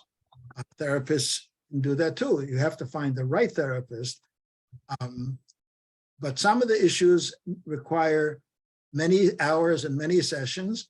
And in those cases, I am strongly supportive of therapy. I'm not anti-therapy in any way. It's not my role to say, oh, the solution to every problem is go to a therapist. You just need to have wisdom and support, proper wisdom, proper support, Torah-based wisdom, Torah-based support, and therapy sometimes is problematic because if the therapist, some therapists, even if they're not Jewish, don't mix in to your personal life, your religious life, and some do. It's better to have a frum therapist in many instances, not in all, but in many. But I'm not anti-therapy. Okay, but I Thank you. Straighten that out. No worries, Yishkayach. Thank you, Rabbi. Okay, Rabbi Gershon Schusterman, next question, you're on. Okay, Rabbi, I am very flattered that you mentioned me. I'm very humbled that you mentioned me. If I had any hand in your book, then I am very humbled by that, and I'm very touched. I lost my husband of 29 years a year ago, and during this year, I've been dealing with everything that I've had to deal with, and dealing with my feelings, and so on and so on. And I think mostly I'm coping, and mostly I have coped, but sometimes I get like a wave of grief. It just blindsides me. Now, I know you answered about ducking into the wave, but that's when you know the wave is coming. Sometimes you don't know it's coming. What's the best way to deal with that? In my book, I talk about grief, and I talk about even after the year of Shiva, and there are special grief is like waves. If you ever sat on the side of the ocean and you see the waves, and they get lower and lower and lower, and the children are starting to run out and run on the edge of the water, and then all of a sudden, a big wave that hadn't been there for the last 15 minutes, suddenly it comes and the kids run, and waves. Life works that way. The waves of grief and the waves of loss don't follow a neat pattern. Right. And you got over it, and it's over. It's there. It comes back. It comes back on a yard site. It comes back on a yontif. It comes back at a wedding of children. It comes back. This is the process, So the halacha has different levels of grief. 3 days, 7 days, shloshim, 11 months, 12 months. That doesn't necessarily mean that after 12 months, you're clear forever. It may be significantly behind you, but the only way you can deal with it is knowing that be vigilant. It might be coming, and tell yourself, I've survived the worst. I'll survive this too. Okay, thank you. And it was a joy to work for you. I remember that. It was so nice. Thank you. I didn't set her up either. Thank you. Okay, Shkoyach, Rabbi Schusterman, let's go to the next live question. You're on. Thank you, Rabbi Schusterman. And thank you for validating being allowed to ask questions, because since we were young, we were always taught, if you want to ask questions, Hashem will take you up there and explain to you up there your questions. So thank you for that. Second, I have a few questions. My first one is, how do we explain to children that are suffering and all they know is suffering, this concept, and they see life as unfair and Hashem as not being a good, loving father? My next question is, how do we know what Hashem wants from us in our challenges? We're supposed to be mefashas b'masenu, but sometimes we don't know the answers, and even when we ask Rabbanim, we don't always get that answer. And my next question is, why are some neshamas chosen to suffer so much? Well, everyone has their share, and seemingly some suffer more than others. So, what is that? You ask questions that really should be asked of a Navi or of a Rebbe, not of me. But let me see what I can do about it. All right, go over the questions again, one by one. Do one by one. First one. First one is, how do we explain or deal with young children that are suffering and don't see Hashem as loving and never had the opportunity? All they know is suffering. Okay, the child himself. Yeah. Yeah.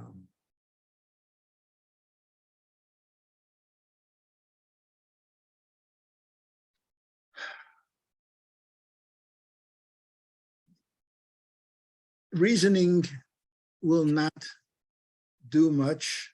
Then the child must be embraced and loved and supported, and together with the child to daven that this ends. To explain something like that to a child can actually sometimes distance the child even more, because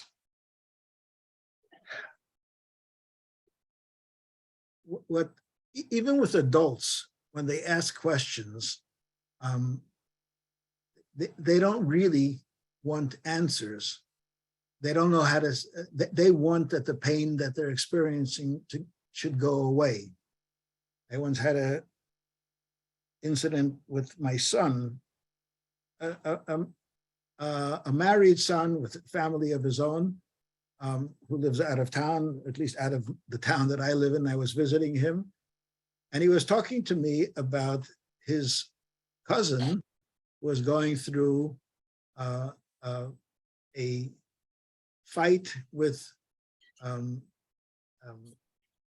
trying to remember which cancer it was, not that it makes any difference, and he was losing that fight. And he was a shliach in Virginia, and he had a wife and had young children, and he was telling me how unjust it is, just like everybody today is talking about. And I was making believe that I was a rabbi, and I was preparing my rabbinic answer. Then I said, my son, who is in his 30s then, he's a rabbi too, and he deals with these issues too, and he has answers too. And what am I going to tell him, something that he knows? So I said to him, when he got it all out, tell me, Eliyahu, do you want an answer or do you want a hug? That was the last thing he expected from me. And he was silent for a bit, and then tears came out of his eyes, and he said, "I want a hug." And I gave him a hug. We both cried for his nephew, his cousin, my nephew. And did it solve the problem? No, but the answer wouldn't have solved the problem either. And there was no answer that I can give him because I don't know the ways of the Eibishter. But for him, he wanted this assuaged some of his immediate pain. So, and for a child, the therapy or the answer for the child is the love of his parents, and that they are empathetic with him and they're supporting him.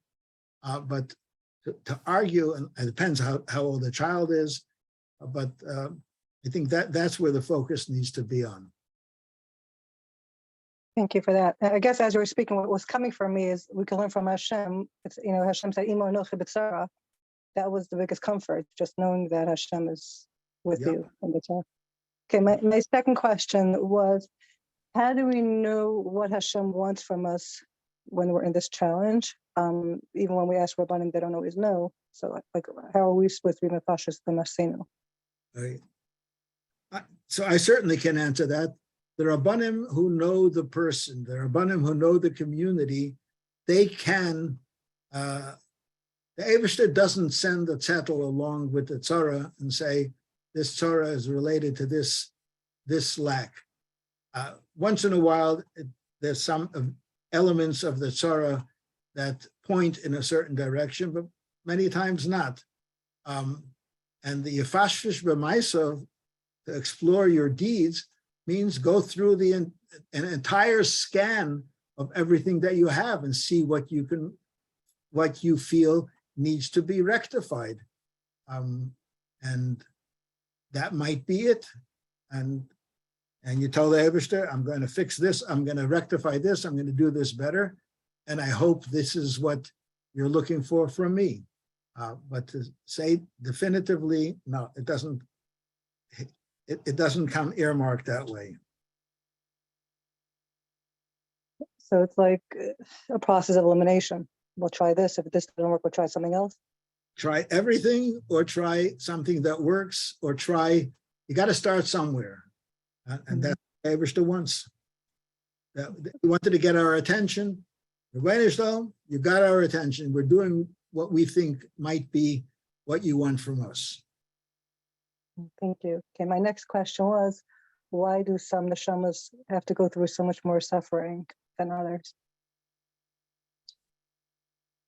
Again, one of those imponderables. Sometimes the only thing, first of all, I don't know, but sometimes it has to do, and again, there are stories about Gilgulims, neshamas that have been here before and had unfinished business, and they come back to finish off what was lacking in the previous life. And it's the same neshama, or however Gilgul and neshamas are supposed to be understood. So this particular person born in this century has an account that started in an earlier life and sometimes in two earlier lives. And again, ultimately, you have to believe that the bookkeeper keeps the books honestly and with the best intentions. And the bookkeeper is the Eibishter. Thank you. Here's an interesting question that came in. Hi, Rabbi, thank you for your time. We have in our family a genetic sickness that my father passed away from, and now I have had it for a few years, the person themselves. There's no cure for it. How do I continue trusting in Hashem and that He can heal me any day? It doesn't look like it will ever happen. Do I tell myself every day that I will be healed? Is that the way to look at this? So the Eibishter functions through Shem Elokim in Derech HaTeva, and the Eibishter is much greater than Shem Elokim. Shem Havaya is L'mayla Derech HaTeva, and the Eibishter encompasses both. Emunah and B'tachon connect the person to the Eibishter that is L'mayla Derech HaTeva. L'mayla Derech HaTeva actually means that even though the last 10,000 people who had this illness ended up succumbing to it painfully, but in your case, it might turn out differently.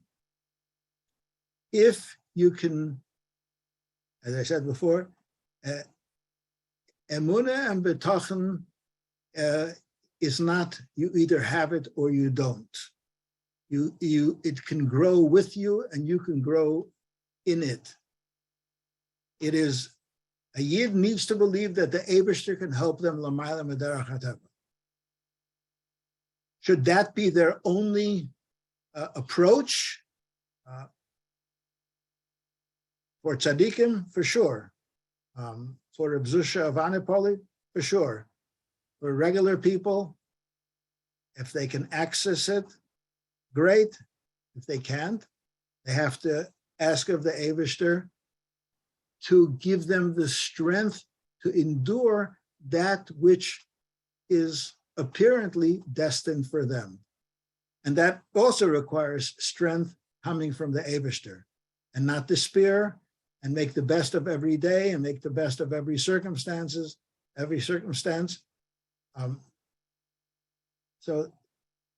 There are two options, and it depends on how you relate to the Eibishter, and you can access both.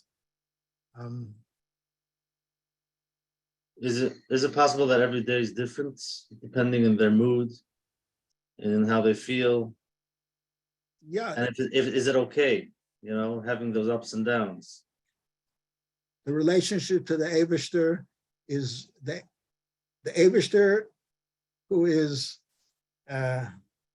higher than the world, came down to the world and connected to the Jewish people, and he contorted himself to function as a Hashem in Olam Hazeh for limited human beings. That's what the Eibishter's plan was, not only for us, but for him. Eibishter was mitzamtzim himself to be able to relate to us as we are. And we also can deal with address the Eibishter from our narrow and finite perspective, or to find the key to our emunah and betachon and transcend that. And there's no reason why you can have one on Sunday and the other one Monday and Tuesday and the other one on Wednesday, and it lifts you up, and then you sink down a little bit and it lifts you up again. Yeah. Sometimes it could be hard for people when they're going through these challenges. Hard to even think the way we're discussing it now on this program. We're asking questions and we're giving some answers, trying to figure it out. But when you're going through a real challenge, sometimes you're just not thinking. Yeah, right. And that's a time where you just have to just take care of yourself. Don't try to figure things out. Just do what you need to do. Relax, take it easy. Hashem loves you, and without all of these cheshbonos that I need to figure out how to fix this and what does Hashem want from me? Yeah. Correct. Okay. Okay, let's do one more live question. I think we have two more live questions, and then one more, and then we'll go to closing. Okay, let's unmute. Hi, how are you? Hi. Hi. The question is this. We talk a lot about Emunah in Hashem and feeling the love of Hashem. My question is about children who are abused from birth. There's some severe abuse going on out there.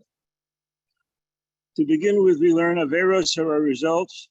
I mean, Nisyonim are a result of our Averos. I don't know how to explain that when you have an abused child. Additionally, Mishlei says, give me a kid for the first 6 years and I'll set his ways for life.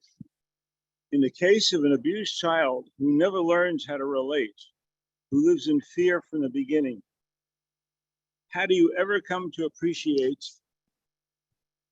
the love of Hashem? After all, one of the reasons that you're given parents and given love is to learn how to respect authority and how to receive love. If that's not happened, and Hashem provides for that not to happen, how can you tell someone then to go proceed as though Hashem loves him? Now I've had this situation, and I've been to Rebbeim, and Rebbeim will not address this. They send you to a therapist. So this is a general question about how to deal with abused children who cannot receive love, can't give love, because they never experienced growth in that fashion. How does the Torah account for this? That's my question. Your question, whatever is better than whatever answer I'm going to give you. To the extent that I will try to answer your question, number one, again, I'm working in an area that is beyond my knowledge, but I will try. Number one, as I said before, when we don't find reasons in the normal framework of Torah, we may have to fall back on, maybe this is something held over from an earlier Gilgul. I know that sounds, the whole concept of Gilgulim sounds far-fetched, and who am I to say that this is because of a Gilgul? But if there's no answer in the present, I'm positing that as a possible answer. And number two, I think that even a person, again, it's not for me to say because I'm not a psychologist, but I believe even people who start off their life in the hell that you're describing, with a lot of hard work and a lot of therapy, their life can be reframed. I say a lot of hard work, and maybe people don't have the energy and the resources to have that long-term therapy, but I would believe that that is possible.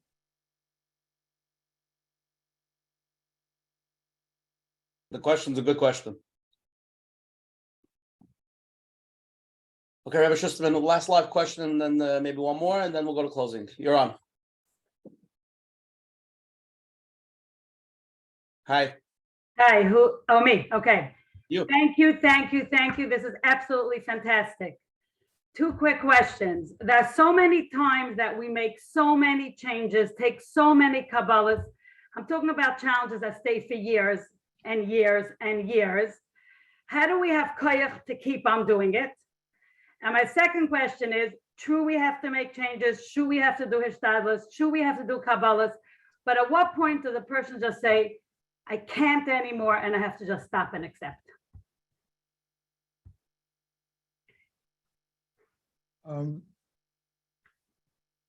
I don't think it's a stira.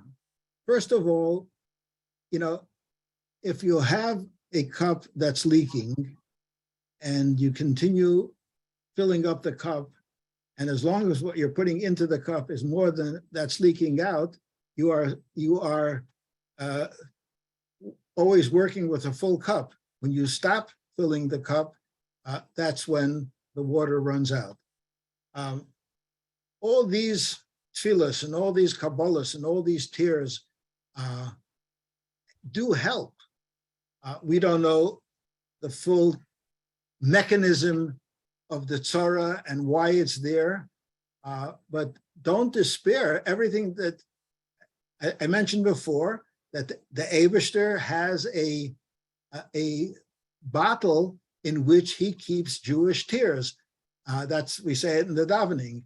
The Eibishter has a system where he keeps Jewish tefillos, and they all contribute to the balancing out of the challenges that they are that have been that we davened for that problem, and the kabbalas that we took on for ourselves. They are, we don't, it's not a machine, it's a spiritual system, but that is all real. And when you say, I'm not sure, at the end, when you're tired and worn out and you don't want to do anymore, does it mean give up? Or when you said submit to Hashem or give up? Give up is never a strategy. The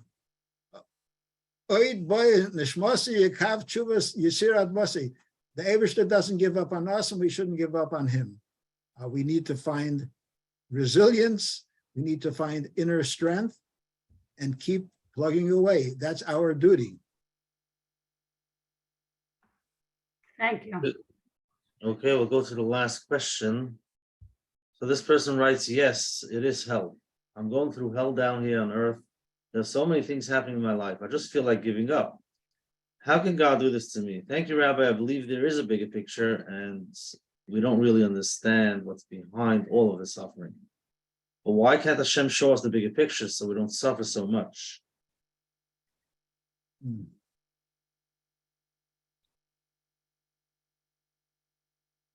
So I'll answer you with two anecdotes. The Talmidim of the Mezritcher Magid were sitting and talking. Maybe they were having a Farbrengen. And the subject was, if I were the Eibishter, how would I have made the world differently? Maybe this question came up at that Farbrengen, I don't know. Anyway, and these were the Talmidim of the Magid that later they became Rebbe's in their own right. One of them made one suggestion, one of them made another suggestion. And one of the Talmidei Magid was Reb Shneir Zalman of Ladi, the Alter Rebbe, who ended up being the first Chabad Rebbe. And he said, I disagree with all of you. And he said, not I disagree with you, I have a different opinion. I will tell you that your opinion, when you think deeply, you would realize that if you were the Eibishter, you would do it exactly as the Eibishter actually did it. So there's no reason to find a different plan. The Eibishter's plan is the plan, whether you appreciate it or understand it or not.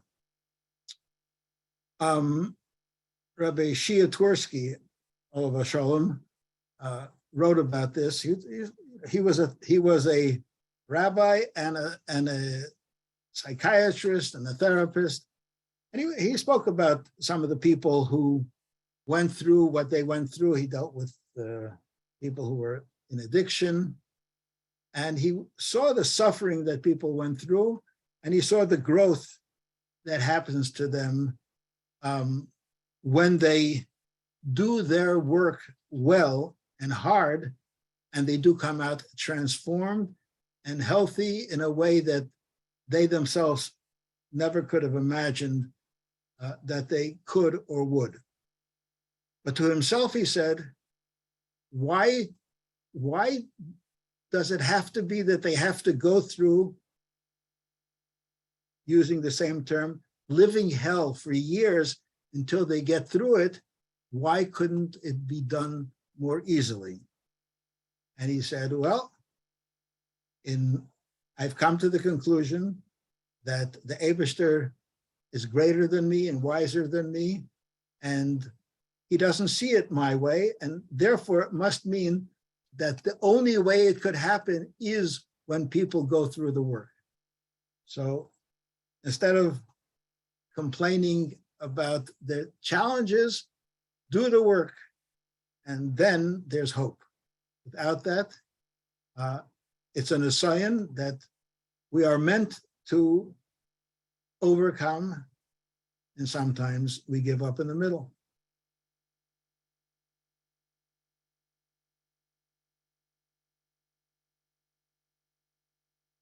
Rabbi Schusterman, somebody send in an email. Let's read it. One last question, and then we'll go to closing, if that's okay. I've been through many challenges, and I've been worked on acceptance. I've also believed strongly that Hashem loves me. Even during some very painful times, I was able to thank Hashem for the challenges because I saw they helped me grow. All that helps. Recently, challenges have been piling up one after another. A problem with a child, then a problem with my husband falling apart and struggling parenting in Yiddishkeit, then another child having suicidal thoughts, and throughout this, one child after another getting sick. I'm finding lately that I'm getting so angry at Hashem. My husband and I have both worked hard to come closer to him, and it feels like he's pushing us away. What can I do to feel like Hashem loves me? How could I see this for my good when I barely have time to breathe before the next crisis comes?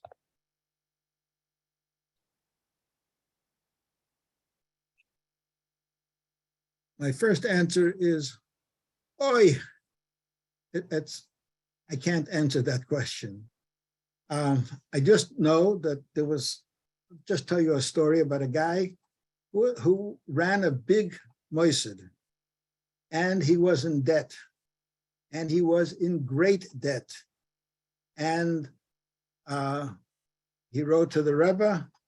The Rebbe's answer to him was, Yischazek be'emuna o be'bitachon.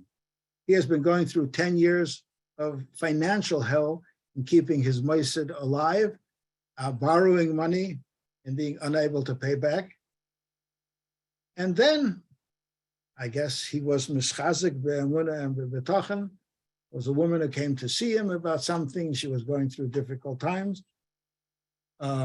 Then the woman, she was a wife of a very wealthy Jewish philanthropist in Los Angeles. And then a few weeks later, she committed suicide, this woman. And prior to that, she had rewritten her will, leaving a third of her portion of the family estate to this rabbi's cause.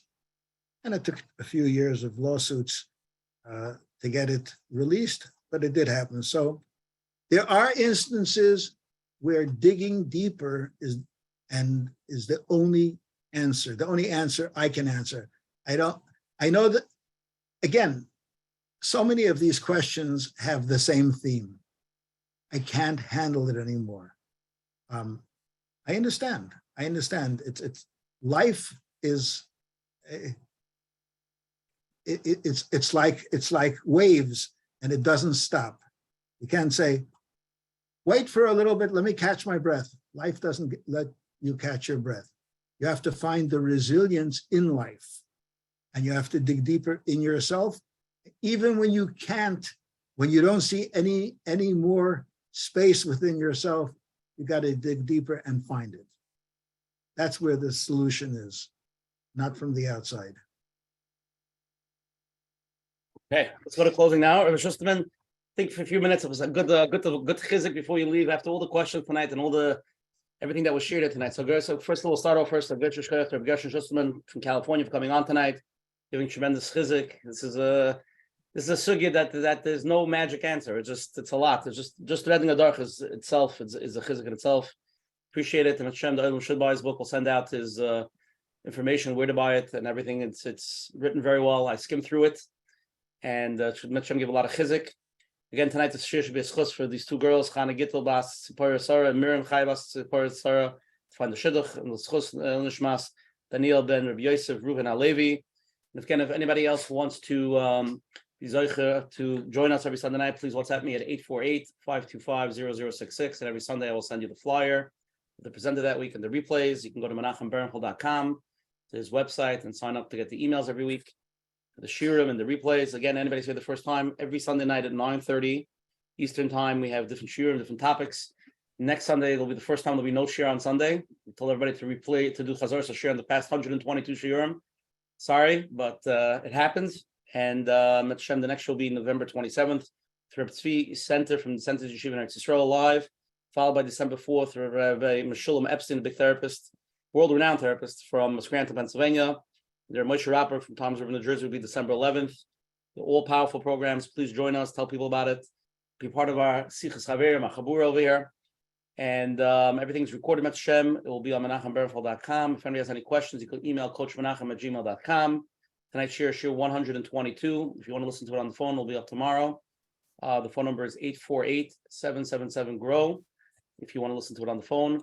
Rabbi Schusterman, people want to know, how do they reach out to you? If there's an email or something, if people want to ask you a question, do you want to give that out? Yes, Okay, so what's your email address? email address would be whygodwhythebook.com. whygodwhythebook.com. Yep. Okay, so go there. You can reach out to Rabbi Schusterman over there. And if you have any questions, and if somebody wants to buy the book, we can go to, right, Kahot, it's KEHOT.com. You can go to Amazon.com, Why God Why. Rabbi Gershon Schusterman, if you want to buy it. Again, thank you to all the advertising sponsors, Lakewood Scoop, Ellie Ariel from 5 Town Central, Chayla Kaufman and Shulson from JCN, and Rabbi Schusterman. It was a great chizuk tonight. It's a Moridika hard topic. Very few people could stand there from your position and, you know, give that chizuk. So appreciate you sharing your unbelievable strength and koyach and your advice. And Coach Menachem will go to closing, and the Rabbi Schusterman. Trachtep is good. Was comes the Varma Yotzi Libam. Coach Menachem. Yeah, I want to thank Rabbi Schusterman and for undertaking to be here tonight on this topic, which is not an easy one.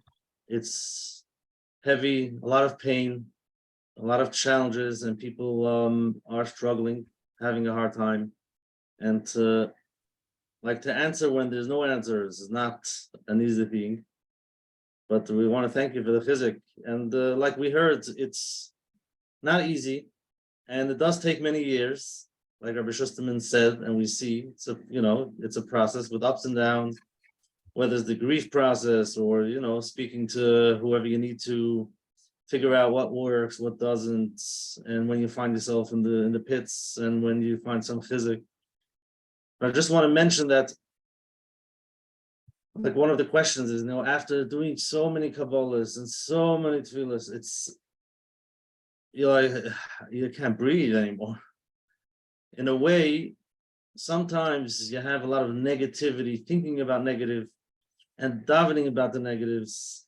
I think it is important to bring in slowly, I know it's not easy, a little bit of positive. I know there's big movements out there with thank you Hashem, and but it doesn't have to be with a movement. It's just finding even a drop of positive while you're doing the tefillahs and while you're in that negativity, to find something that you could Baruch Hashem, something small, to find, like they say, the cup is half full and half empty. Wherever you go, there's negative and positive. Like we heard, it depends on your attitude. What are you looking at? What do you focus at? And usually when you're in a challenge, you're focused with the negative. That's what happens. You don't see the positives because you're in that negative. But if you can slowly pull in a little bit, and it might help to get some fresh air. Like you're saying, when it's so hard and all the tefillahs and all the Kabbalahs, that's a lot of negative and negative and negative. And it's like holding your breath. Find something positive so that you can take a little breath in, so that you can breathe.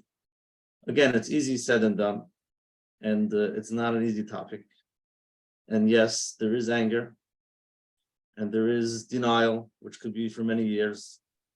And that's, all of these pieces are okay. There's nothing wrong with you. This is how it works, but you should get the help that you need, so that somebody can hold your hand, so that you can learn how to hold your own hands. Understand that whatever you're going through is okay, and eventually, hopefully, come out on other sides from under the wave in Mitzvah. So thank you for that. I would add to what you just said. People should take pills. What kind? Chassidus. A word Chassidus is Kemayim Karim al Nefesh Hayefa, and Chassidus is available in Hebrew and Yiddish, in English, in French, in Russian, in Swahili, in every language and I'm not talking Dafke Chassidus Chabad, but there's a lot of Chassidus. Chassidus is a unique pill that 5 or 10 minutes of idea of Chassidus is Machaya Nefoshes. It works. So that's just a suggestion along those lines. Just before you close, I just have a question. Is your wife Chana Rochel? Is that your wife? That is. Hi, Chana Rochel. How are you? Hi, Baruch Hashem. The Olam was asking if you can give a bracha. A woman that to marry somebody with 11 kids and raise them, they wanted to give a bracha to everybody listening to the share tonight. That's what people are asking for. Wow. I'm just giving the message. Okay.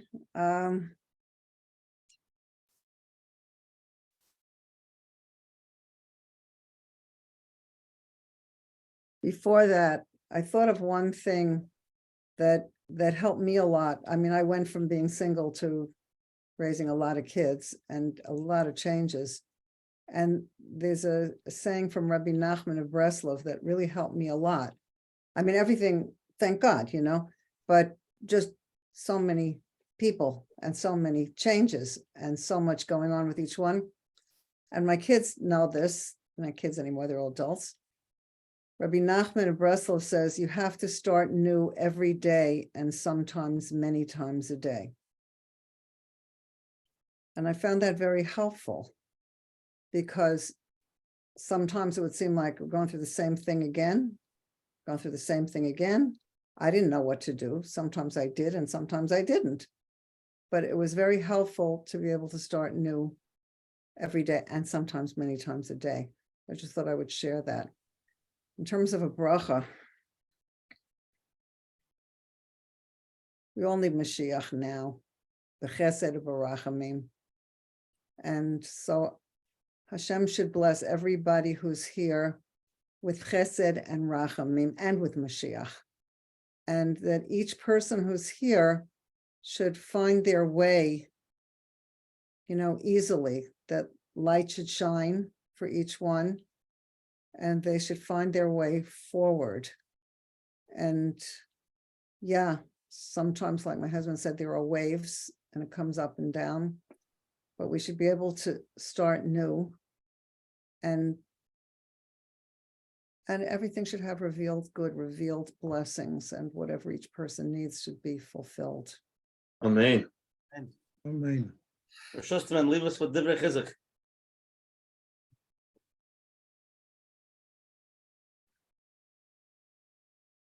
There's a pasuk in Mishlei, B'chol eis ahoiv horeya v'och letzara yivolid. At all times, love a friend, and a brother will be born in a time of tzara, meaning that friend will blossom the relationship will blossom into more than just a friend, but he'll actually be your brother. Gemara says that the word Reya, which is pretty common in Mishlei, who is the friend of a Jew? The Eibishter is the friend. At all times, love your friend, which is the Eibishter, and in a time of tzara, he will be your brother, your father, your support. It's hard when you have a problem and you don't have any friends. And you say, open the door and go, guys, I need a friend. Anybody want to be my friend right now? It's a little late to accomplish that. Mishlei is saying, develop an ongoing relationship with the Eibishter. And that means to keep Torah and mitzvahs. And that means that in the Torah and mitzvahs to have the pnimius, to relate that your mitzvahs and your learning has to do with the Eibishter. And then, people who come to shul every day and they have a minyan kavua, the whole minyan is their friend, and the Eibishter is there. Gemara says Eibishter is waiting for them. If somebody misses a regular minyan, the Eibishter is worried, and doesn't say he's worried. The Eibishter asks, "Why? I missed you this morning." I don't think that in our minyan, which starts at now with the new clock, 6:20 a.m. on Monday and Thursday, and 6:25 on the rest of the week. I'm not sure everybody has the deepest kavana, but we're there. We check in. Sometimes we say to the Eibishter, nice meeting you again. I got to go to work now, but I'll see you tomorrow morning. We'll continue this discussion. There's many levels of having a relationship with the Eibishter, but to be able to say that the Eibishter is my friend is something that we can achieve. The Eibishter is accessible, not in a time of tzara, but in a time of simcha, in regular times. And then, should not have tzaras and never have to dig deeper and find the essential relationship. This is my hope for myself and for everybody else, to keep developing a relationship with the Eibishter. It is accessible. Keep developing your emunah and betachon. It requires work. It's not just, it's there. It has to be nurtured, has to be worked on.